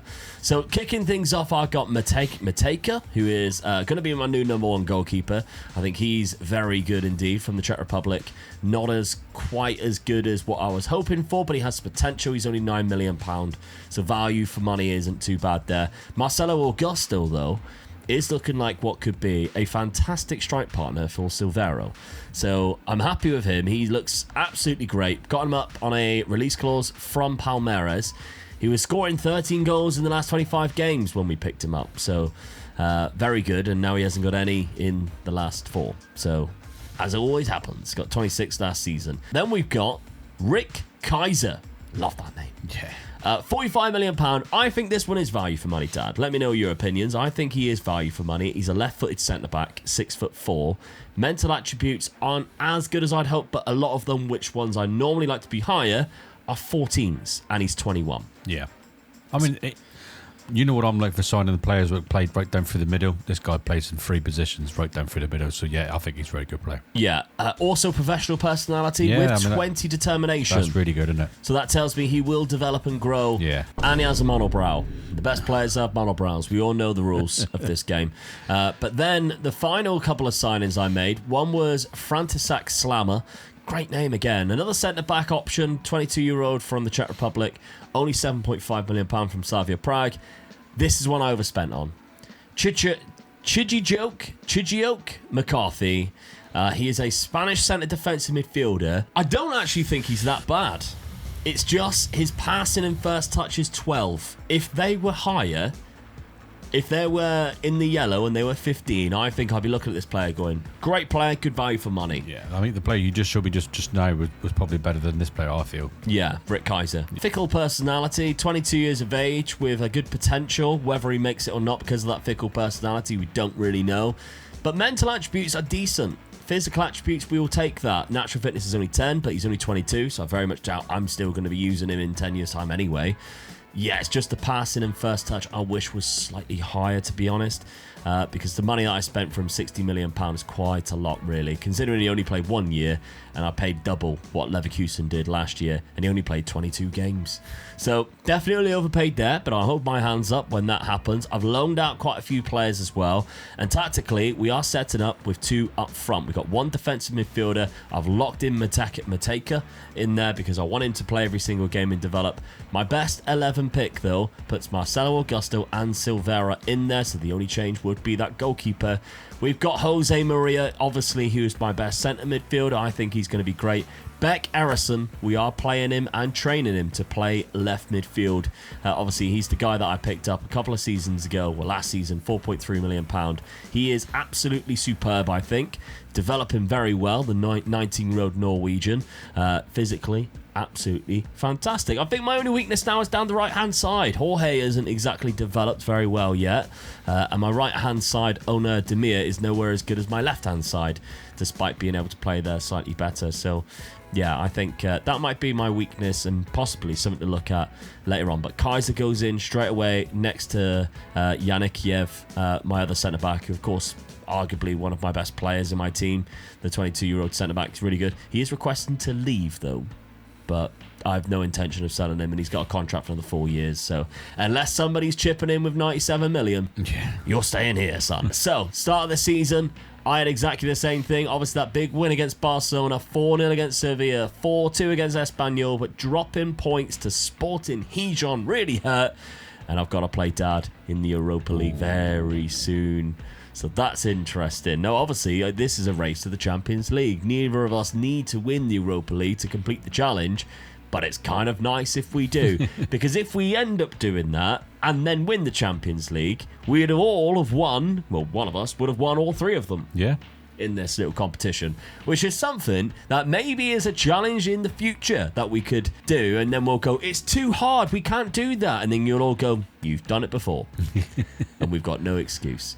So let's see what happens then in season number 9, because I imagine Dad's still going to keep an eye on the transfer of managers, the staff, and seeing what happens along those lines, whereas I'm kind of content and happy to see how this season plays out. The clash between our 2 sides in Madrid was an entertaining one. However, goals-wise, there was only 2, and they both flew into Dad's net for an Atletico 2-0 win. Southampton was suffering from a poor start to the season in general, though, and Dad's eyes were constantly looking at jobs available, and he was even turned towards Manchester United. But Dad's had a bad history there in previous challenges, and their finances don't look promising, nor does their best team either. At this point in the season, I was focusing on the title race I found myself in, behind our rivals Real Madrid, who are one of the only teams who we had lost against this season. Dad's form picked up massively across December and January at Southampton, and it's such a shame that his start wasn't any better, because he could have really been pushing for a title had he had only been 7 points behind Liverpool now. Real Madrid opened up a 10-point gap on me in second, so our focus then switched to the Europa League, and where the inevitable happened again. After both Dad and I progressed through the quarterfinals, we drew against each other in the semis. In the first leg, which was played in Madrid, I once again sent Dad back to England with a loss after we gave ourselves a great advantage, beating him 4-2. However, I don't think anyone expected what happened in the second leg, certainly not my Atletico Madrid side, and the performance of Dad's striker Giovanni Ponzo, who bagged himself a hat-trick in a 5-0 win at St Mary's. And I guess this completely shell-shocked us, and we even threw away Champions League qualification, losing 2 more games after that loss to Dad in an implosion at the end of the season and terribly finishing in 5th place. Dad faced French side Marseille in the final of the Europa League though, and he once again repeated the second leg performance he had over us, destroying them 5-0 in the Europa League final. Well, Europa League winners. I'll take that. What a win as well. Yes. I mean, you look at it, you think it was an easy win, wouldn't you? But statistically, it was quite even. It was quite even, yeah, looking at it, yeah. So you really overplayed your XG of 2.6 or 2.16, getting 5 goals, and they had 1.43 and didn't get any, which is kind of surprising. But I mean you're enjoying you're enjoying the 5-0 wins after also defeating me 5-0 in the second leg. After losing 4-2. Crazy game. Oh, crazy. But I love it. Yeah, you dropped a lot of points around there, which kind of, says it all, to be honest. Setting it up for that, dropping down into 7th place. A lot of draws in there. I drew 8 games, lost 11, drew 8. It's too many games, really.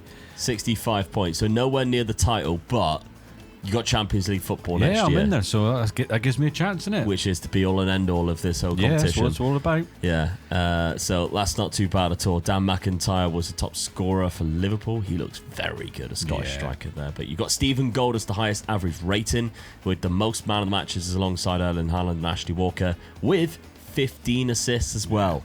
I mean, that's not surprising, really. He's always going to be my star player, so... Yeah, he was very good indeed. Looking across the rest of the squad, though, he got the most goals with the most assists. Yeah, I mean, you assisted 22 assists and you still go score 32 goals. That's his back must be killing. Insane, isn't it? Carrying the rest of the team. His back is killing. Dell got 31 goals, still decent. Yeah, I mean, you'd be happy with that. And Ponzo got 28. Yeah, I'm pleased with that as well. So, yeah, it was a good signing. That does surprise me with 17 assists because his finishing is not exactly his best asset. 12 finishing, 13 composure. And he got 28 goals. Surprising, to be honest. Good season. Your transfer budget for next season is 56, but you do have minus wage budget, so there might be something to pay off there.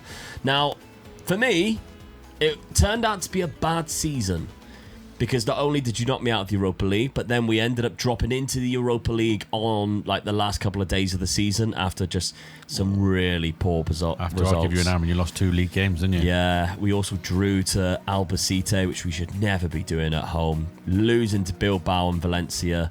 Oh, it was just so poor towards the end of the season there. We finally got a win at the end of the season, but it was just too little too late, unfortunately. So, 5th place, only Europa League football next year. And I'm in the Champions League. You are in the Champions League.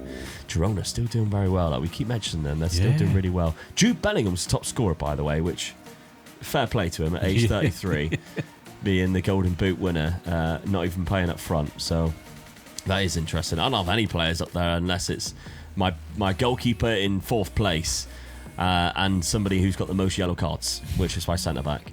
So, not a good season at all for me. 27 goals from Silvera, which is okay, but he isn't developing, and that's my concern there, because we picked him up, 23, 24 for £68 million, and the season's been all right. 20 goals is not bad, but it's not amazing. Marcelo Augusto got 24, so I guess he is spreading it and sharing it a little bit more with Augusto, but the 26-year-old's not exactly putting in a lot of goals for me. Conor Gallagher got 17, and he's 37 years old.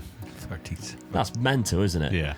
Then we got Ericsson, who is on the left-hand side. He's turned into basically my best player. 12 goals and 16 assists this season. It's very good, alongside Jan Kiev, who is obviously my centre-back. Not going to score the most goals, but still trying to keep them out the other way. I don't know about this team. I'm still in 2 minds with how we do, because, what we actually do, because £12 million is... It's not a lot of money to make this team much better, and I can't really see, unless I'm selling my best players, there is value for me. I mean, Silvera and Marcelo Augusto is both wanted, but £40 million, £50 million? Not worth it, is it? No, I can't get a better striker than that for the same amount of money. Nowhere near it. So what's the point in my eyes right now? So, I don't know, we'll see. The job market is quite interesting. Bayern Munich there, which is, I mean, if you're going to go for big clubs... That's one, isn't it? There's one of them. I reckon it's worth chucking my hat into that one, I reckon. Oh, you're going for it too? Oh, I reckon I'm going to chuck my hat into that one. Interesting. Okay, so in the Bundesliga, they actually finished in 3rd place, which is very bad for... That's why they've advertised for a new manager, isn't it? Yeah, 19 points behind Leipzig. Gladbach even finishing 10 above them. Sabatini scored the most goals for him. He looks very tasty indeed. They've got Julian Duranville, who's decent. Rodrigo is there still. Yeah. He's age 36 though, but he's still there. Who was the manager who's just been sacked then from that? Marco Rose. He left. So what even by choice? They had Ruud van Nistelrooy who left as well. Arne Slot was sacked. they've had some managers in this. He went to Arsenal. Wow, okay. We did see the Arsenal job come up. We could apply for it throughout the season. Such so it was annoying, really, wasn't it? Because it was there. It was like dangling in front of us all the time, wasn't it? But yeah, you just couldn't apply for it. It's one of those ones which was really frustrating. But yeah, Marco Rose has gone to Arsenal, leaving Bayern Munich. I mean, you would probably been forced out anyway, finishing in third place, I'd imagine. Unless they've just won the Champions League. They haven't. They just lost the DFB Pokal final as well. They've had an awful time there. I think he knew he was going to go. Yeah, by the looks of it, because they got to the Champions League quarters. Is that by the looks of it, quarterfinals? But yeah, Bayern Munich lost Barcelona, so they didn't do very well that season. I'd imagine he probably would have been forced out either way after not winning anything. So that is an interesting job to come up. Only a £30 million. They haven't got massive amounts of money, especially considering they're in the Bundesliga. But yeah, I think both of us will be applying for that one. Yeah. Well, let's see if they pick one of us or if they decide to go elsewhere. It was obvious what was going to happen next as both of us applied for the job in Munich, hoping to take a step up. It wasn't the only job that popped up though, as we both applied for the vacant role at PSG as well, with them having a very good side, including a retiring Vinicius Jr. We were then waiting weeks when things began to happen at Atletico Madrid in talks of a takeover bid. They clamped down with a transfer embargo. Unsurprisingly, I was rejected at PSG and Bayern Munich after my bad season at Atletico. And while Dad was rejecting £100 million for his goalkeeper, he had 2 interviews for PSG and Bayern Munich to attend to. Dad got his wish and also his preference though, as Bayern Munich approached him first and he snatched their hands off to become the new manager. However, when the takeover at Atletico was complete, I was a little confused because although the new board promised a lot of money and apparently pumped some into the club, the transfer budget stayed at a measly 13 million. And I double checked, apparently it's a tycoon takeover, so maybe we can expect something very soon. Nice. Nothing came though, and soon enough it was the season opener away to Real Madrid where we lost 3-1. Dad's summer was a lot busier and he started the season well, picking up 3 points using his 4-4-2 system. In fact, Dad's start was 3 wins from 3 and a 4th in the cup. Well, Dad, at your new home, Yes. Bayern Munich. Very pleased. Thank you very much. I had a choice of 2 jobs, really. Well, I interviewed for 2 jobs. The PSG job came up as well. So, I mean, you got to jump at that when you get a chance, haven't you? Yeah. After studying the 2, my preference would have been Bayern. But as it happened, Bayern came up first and offered me the job after the 2 interviews. You've got to say that. There was only 1 or 2 players I fancied in the PSG team. Cristiano Ronaldo Jr. was by far their outstanding You player. can't say that, he's underage.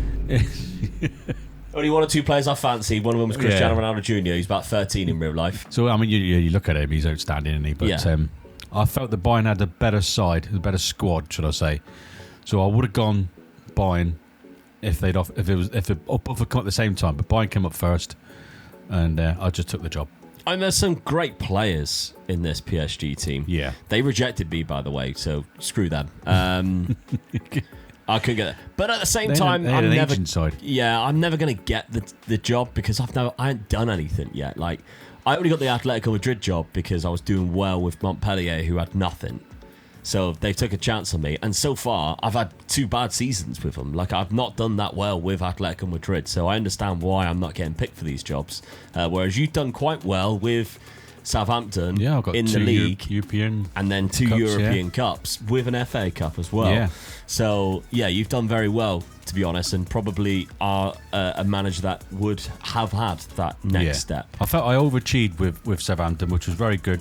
They supported me at the right time when we got in the Premier League, and I just started building it, and it was very hard because I was looking at the team, and I just had brought in 2 new players on the left-hand side, a left back and a left winger, which would have made that team even better, I felt. And I was aiming and amming whether or not to take the job. But in the end, it was like, really? Well, to be honest with you, when you look at the Southampton side, they are a very good side, but they're not. I don't think they're Champions League side at this present moment, but they are a good side. I mean, you had a good team, but there's no way that he's all right. He's nowhere near the level of what you have at Bayern Munich, though. Well, no, that's why I took the job. Yeah, he's good, but not amazing. And there's my left back, he's good as well. So I'm buying what I could at Southampton. Yeah, that's what you got to think of, isn't it? I was making the team the right. Don't forget, I've been 3 seasons in the Premier League and been in the top 6. Yeah. So they can't be a bad side. Well, let's have a look then at who you brought in Yep. at Bayern Munich, because when you took over, you then were, obviously, these are the signings that you made. So you've got Jose Miguel Penzo for £12 million, who's come in, an Italian goalkeeper.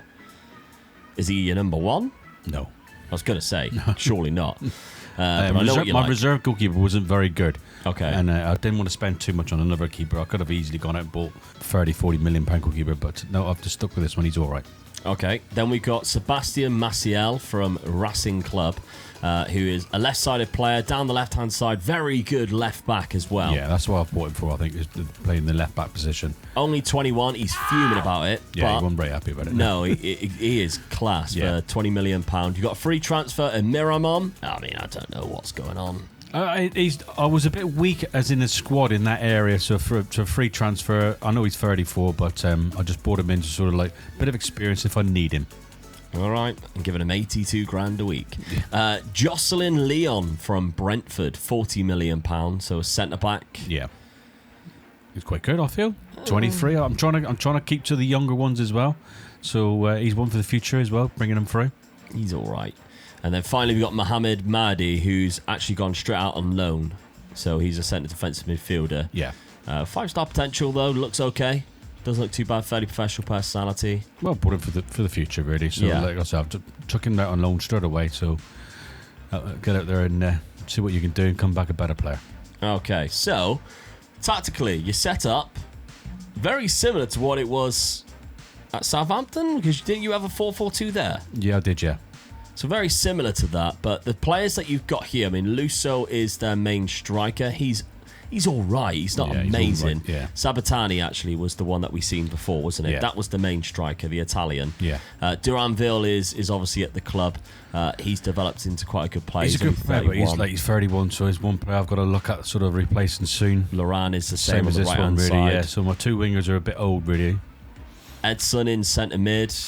He's okay. Yeah, good centre midfielder He's not player, bad. Watiao, who's a good defensive midfielder, good marking and tackling. Not so good on the ball though. Only 12 for passing. I just want him to But do defensively, he's good. stick a boot in, and get the ball back. Yeah, he's picked up an injury at the start of the season. Not too long. We're all good. Slavov is the centre back. He's not amazing. He's all right. I'm a bit worried about my centre backs, to be honest with you. Yeah. I'm sort of a bit worried that they're Right not going back's to be really strong. good. Yeah, they're just not strong enough. My centre backs. He's very good. He is very good, isn't he? His class is world class as well. Yeah. He's 6'4", with 20 jumper reach. He plays right back. That's crazy. Massio, obviously, who he's seen. So, yeah, they got a good team. Yeah. Still got the likes of Alphonso Davies here, who's 36 now. So there is still like remnants of the team that we know, with Rodrigo still obviously there as well. You start the season. You have won all your games so far, the ones that count, from the DFB Pokal down to the three I've got a couple Bundesliga of games. good wins there as well. Bayern Leverkusen, I think that's a really good win. So I feel that if we finished third last season, and I think I've made the squad better, I think we should be pushing for that first spot this season. You got to play former Barcelona manager Marco Rose. Yeah. Who, of course, has just left Bayern Munich. So that'll be an interesting tie in your first Champions League fixture. Juve's also in there. Bilbao, who pinched my spot, which is quite funny because you would have played me. Sporting, Aston Villa, Chelsea, Apoel and Besiktas all in there for that group stage. So I think you should be able to get through that quite easily. I should quite comfortably qualify for the next the knockout stages. All right, well, let's have a look, because I am not in the Champions League this season with Atletico Madrid. We have started the season against the big two in my first four fixtures. We lost to Real Madrid away from home, which, happens, I guess. But we also went to Barcelona away from home. So we've played the hardest two fixtures already. We drew 0-0. To be honest, yes, I'll take that. 1 point out of the 6 out from against those two. That ain't too bad. 3-2 against Espanyol, 3-1 against Elche. Now our season really starts. We got Europa League football. We got a hell of an easy teams in the Europa League league phase, because it starts off Strasbourg and Dundee United. You think I should beat them easily. Willem 2, Lugano, Braga, Partizan was probably the hardest one, Sheriff, and Bodo Glimt. You should be going all the way in this Yeah, one, I should get 8 out of 8 for that. The only teams in there really is Ajax, Maybe Galatasaray, Napoli. Galatasaray can be an hard side, can Tottenham's down there too. I miss Tottenham's. They've been quite good. There you go. So that could be a problem. And Frankfurt's down there as well. Yeah, Frankfurt as well. Yeah. So I mean, that's. Can I go back to back after you win another European competition? Because I did it the last time you won a European competition. I won the same one the year after. So let's hope I win this one, and then I'm the first one to win the Champions League. That would be ideal. So, yeah, we'll see. But I'm still keeping my eye on the job market as well, because I don't know whether I can take this Atletico side as far as I have, like, any further, because we are struggling for money. Financially, although they got £60 million in there, the budgets that they give me is not great. And they do have £44 million transfer debt, which I am a bit of a part of. But I don't want to sell any of these players to then bring in others. We'll see. Doesn't look like a Champions winning league side there, does it, really? No, that's the trouble. I think if we were... Oh, also, by the way, I'm locking in this goalkeeper, and I have changed tactics as well. This goalkeeper was in my B team, and I actually think he's better than my starting goalkeeper from last season that I actually purchased. So that was Mateka, who is there. I actually brought in this one to play in the first team. I think he could be better.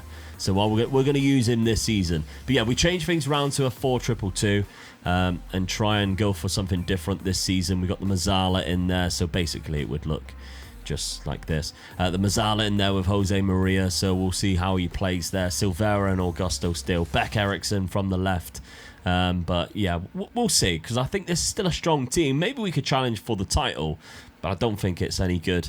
And we'd have to add something if we wanted to go for the Champions League next year, should we qualify. Dad's good start to the season continued, and he was even unbeaten in the league by December, but did pick up some draws. That didn't tell the full story though, because he was out of the DFB Pokal and found himself in a spot of bother in the Champions League, only winning 1 game in 6. I was also getting rather frustrated with my Atletico side. We were winning games by 3 or 4 goals and then randomly just drawing against bottom of the league. We were actually still involved in a 4-way title race though, with Girona, Barcelona and Real Madrid after 17 games. But that's when 2 interesting jobs had come up. The first, the one that caught my eye the most, was the Liverpool job, but for some reason, despite them sacking their manager, I was unable to apply. The other was Chelsea, who was equally having a bad season, but maybe didn't have such an appealing squad as Liverpool did, although still impressive, and I decided to apply anyway. And they came back very fast to give me an interview. Before I knew it, I was actually playing my final game as Atletico Madrid manager,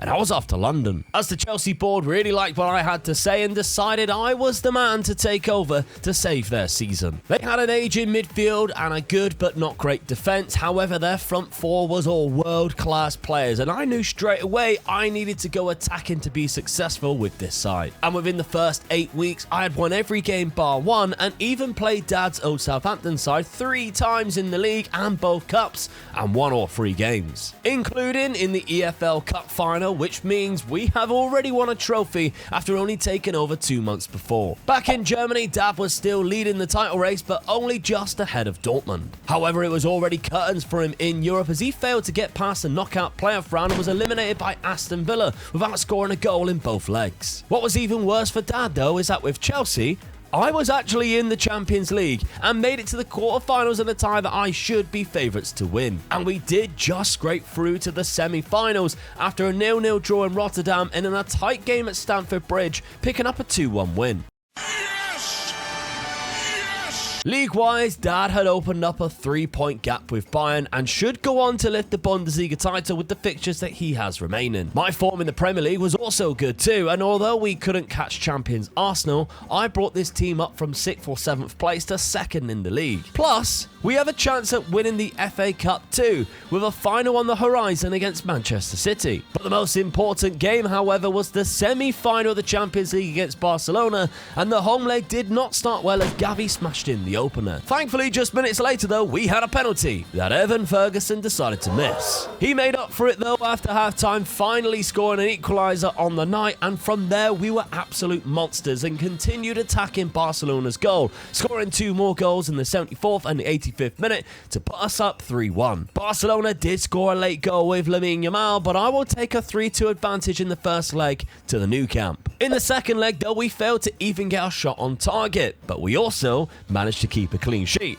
and we're going to the Champions League final. Dan's Bayern almost threw it away in the Bundesliga in the end, but still got to celebrate a Bundesliga title win in his first season on goal difference. Before my Champions League final clash with PSG, I of course had the FA Cup final to win as Manchester City turned up and didn't even get a shot on target, only one shot all game, and we absolutely battered them in the stats. We did only score 2 goals though to lift the FA Cup trophy. It's the big one now though. Can I end the challenge and win the Champions League with Chelsea? Well, Dad, I made the move, and what a move it was. Because this Chelsea team look how you've done this. has got all the way to the Champions League final. Now, to be fair to me, I took this team over in December. They were down in, 6th, something like that. Yeah. I've only lost 1 game before that final game of the season, which was against West Ham there. The rest of it, I've won every single game, drew a few. That's including games in the Champions League. Lost against Arch on the final day because we couldn't win the league, and that's because we were so far behind Arsenal to begin with, we were nowhere near even catching them. They went out and won the final game, we lost it. So, and you've also had 2 other cup finals while you've been going along. That's it. I mean, not only are we in the Champions League final, but I won the Carabao Cup, beat Southampton in that. Come on, get in. Also won the FA Cup. Did I knock Southampton out on the way? I feel like I did. You did. I played Southampton so many times. It's ridiculous. Look for the Carabao Cup final, and it's the game there right it is. after. Right, FA Cup. Knocked him out of the FA Cup, and then played him in the league later on and won that as well. So it's been so many times there. 3 times in 1 month I played Southampton, beat them all 3 times, which is crazy. 1 cup final, 1 FA Cup, 1 in the league. But yeah, we've done unbelievable things with this team. We have got to the Champions League final somehow with this Chelsea side, and we're in a chance for winning it. I can't believe this. My best player, though, is injured. My left back is injured. Ooh, I've got a chance now. Which is a shame. Now, obviously, at the start of this season, I wasn't in the Champions League, which is quite funny how this has played out. But you were, Dad. I was. Yeah, and you only got to the round of 16 or the knockout playoffs. It was the knockout playoff round where Aston Villa knocked you out. Villa of all teams, in it. Yeah. So, other than that, I mean, you did win the league. It was tight. You almost threw it away. Yeah, I did, yeah. I mean, I'm pleased with that. I got back to the... I lost the league game right at the end there, yeah. Nearly chucked it away with that game, yeah. So I'm pleased with that. First season, win the league. That sort of like gets the directors off my back, really, and sort of they'll support me for the next season, if there is a next season. Well, yeah, because you didn't even get a top goal scorer. No. That's crazy. Sabatini does have the highest average rating, but he wasn't in the top scorers. Like, what happened to him? He must have only played a few games. No, he played all of them. 17. 10 assists. He did very well, actually. Yeah. But he just wasn't on the top scorer sheet. But there we go. Yeah, we are going to play the Champions League final because if I win this, that's it. It's game over. So Quick Pick does take Daniels out, puts Hector Forte in. I don't like that strike force. We're going to change that because what is going on there? Why are they taking out my best players? This is the bloody final, lads. We do not want to take out our best players. So let me just sort this team out and we'll get going. All right, and of course, we're against PSG, who actually rejected me at the start of the season in the final. Who's right, isn't it? Yeah, Cristiano Ronaldo, who you fancy apparently. So let's see. Can we get this one over the line and lift the Champions League trophy at the first time of asking? Because I remember last time it took me a long time to win the Champions League. In fact, I had so many finals, it was ridiculous. And in fact, one of them, if I remember rightly, was against Chelsea. Yeah.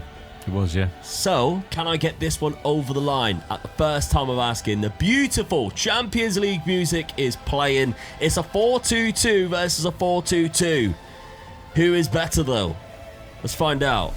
Oh, we're going to get one early. Ferguson. Oh, my God. I thought he got it then. First 30 seconds. That should have been a goal. Yeah, that's what he's good at the far post, isn't he? He is good in the air. That's so frustrating. Come on, PSG. Oh, here we go. Matching, get it across. Ferguson's in there. Cannot quite get that one. Are we going to win it back, though? Oh, Head no. back out. Oh, it's fallen to Conte. Oh, I thought that was in then. it's hit the back of the net, but the wrong side of it. Yeah. Unbelievable shot. 10 minutes in. This game is back and forth. Headed on. Matching again. Who's he found there? That's unbelievable pass. Right, now we're calm. Now we are calm. He's dominating this so far. Perez, we're all over him. This is good. Mawawi, I love his name. Struggle to pronounce it. Conter, there's Perez. Back post is matching for the header.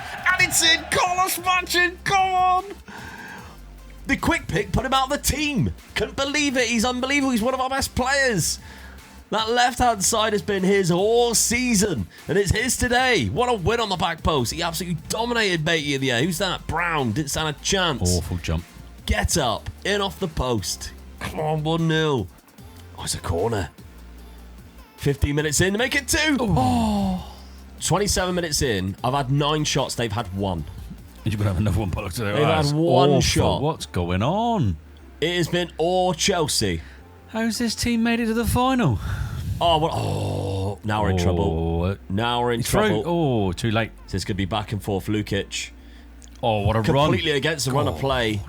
Over the bar. Lost his composure there at the end. Used the wrong foot. Straight away, though, with another highlight. 32 minutes in. Approaching half-time now. It's still 1-0. Oh, he's in. Lukic again having another long shot. That one was a great save, though, from goalkeeper who's called Katy. Or Katie. I don't know. I think he's Mexican. He's got an afro. It was a good save, though. Corner ball whipped in. Headed out. Brown's there. He won't win in headers. He couldn't even win a header against my left midfielder. Oh, it's another one, though. 5 minutes before half-time. Good win there. Oh, that's terrible. Hector thought he's filling in at left-back because our left-back, who's world-class, by the way, is missing. Mawawi. Oh, what a pass. Oh, we're playing it all over him. Oh, Perez. Find him. Reese.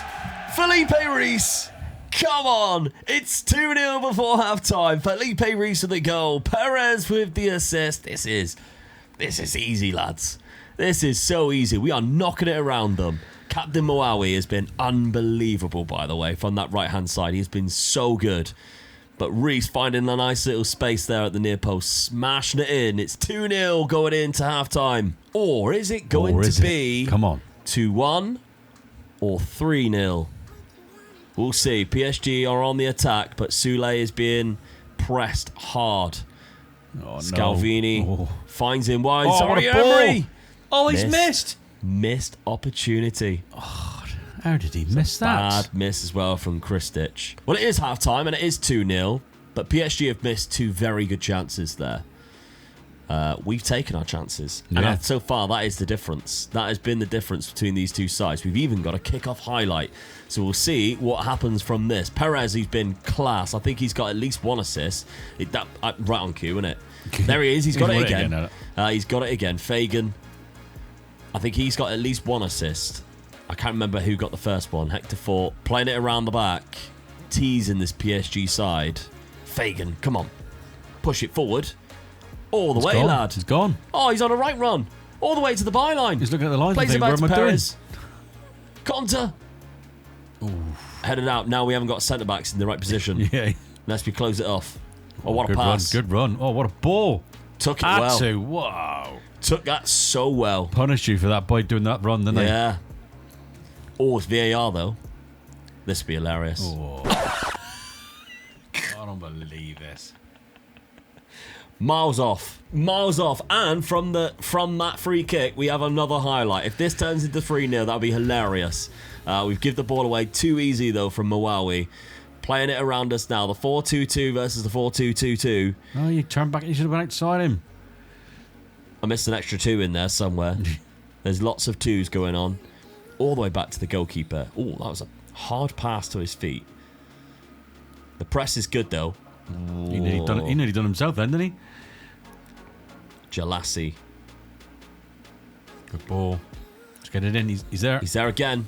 Oh, good save. That time he was definitely onside, but this time it was saved. From the resulting corner, though, which never usually ends in a goal, is headed away once again to the edge of the area. Zaire Emery knocks it Penalty back. ref. What a tackle that is from Mawawi. Oh, free kick. In a dangerous position. Probably not going to shoot. Oh, he got a problem with his shoulder, I think. Yeah, he's Braza and matching to the back post. Mawawi's going to pick it up, though. He's been dangerous all game. Rafael Luiz. Conter! Oh, at the post. So close.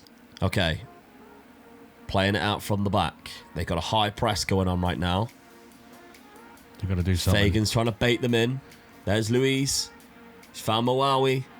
Oh, that ball has not worked twice. He's tried looking for that twice and it's not worked. Siren to Gonçalves. Yeah. Oh, well done, Perez. He's been my man of the match so far. Mowawi. Don't lose it this time round, though. There's a good pass. Ferguson. Oh, what a pass. What a ball that was. There's Matchin. Yeah, deserved to go. Carlos Matchin. That's beautiful play. Down and out. Game Finished. over. Champions League. They're already doing the C on it. Yeah. Because it should be or Chelsea. Come on. This pass here from Ferguson is delicious. Yeah. And Matchin, what a finish. Great finish, 3-0. I can't believe this. You haven't been in this. First time I've ever been in the Champions League. The challenge, you haven't been in it.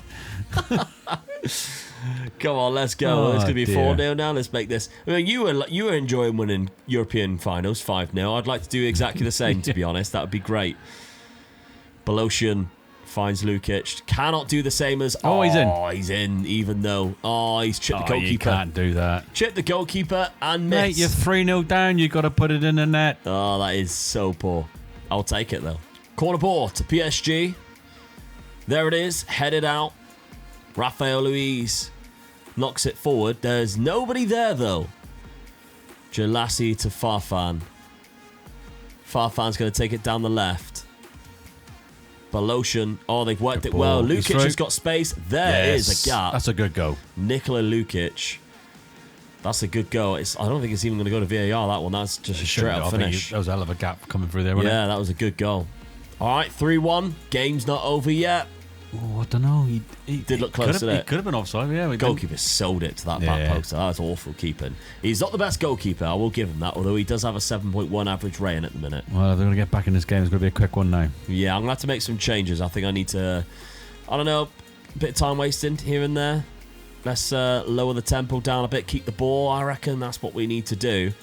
Bring on a couple of players. I don't really want to take off anybody in the attacking.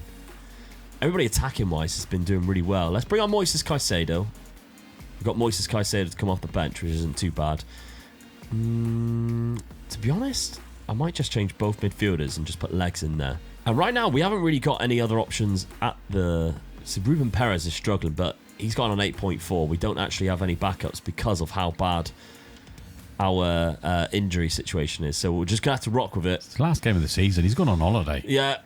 Just put it all out there, please, and see what you can do. Time is running out. 5 minutes added on. God. They need a miracle, and I don't think they're going to get one. Nope. Because Chelsea are your Champions League winners. How many seasons? 10 seasons in total, from unemployment to lifting the Champions League. That takes some doing, considering I never played in the Champions League until 9.5 seasons into this whole challenge. Through the season, and you won 3 cups. Yeah. Not bad. This Chelsea team was really good, though. Yeah. Although I was more annoyed that I couldn't join the Liverpool side that was there. Yeah, you did, didn't you? They looked like more of the appealing job, but we got the Chelsea job instead. And wow, you can't. There's no regrets there. This team has been unbelievable. I mean, Carlos Matchin got the first 2 goals. Look how bloody good he is. Yeah. He was on the bench when I quick picked it. There's no way he should have been on the bench. His assistant manager was an idiot. But what a team that was. And challenge complete. Unemployed to the Champions League. I did think when you got the Bayern Munich job, I need to find something quick. I didn't realise it'd be that quick. No. I'll be honest, I did not realise it would be that quick. I thought I had at least 2 or 3 seasons to put the Bayern Munich side up before you'd be challenging me. Well, that's why you were signing Wonder Kids, and I was thinking, yeah.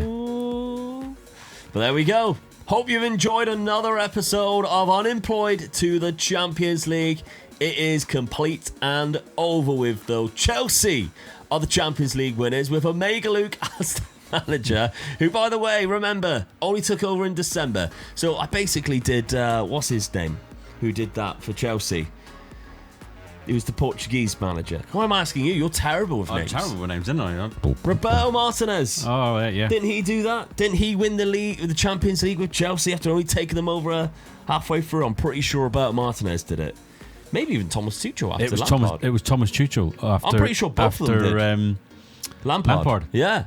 I've gone and done it again. Chelsea fans, it's a weird thing. You should start sacking managers in December because somehow, if you're in the Champions League, they go on and win it every single time. Well, thank you very much. I hope you really enjoyed the series. Let us know what you want to see from us next, because now we've got to think of a new series idea, because we weren't anticipating this one to finish this soon. So I really hope you enjoyed it. But check out this video on screen, because we just invited Work the Space on for a rebuild. He joined us and we went to Norway and it was a lot of fun.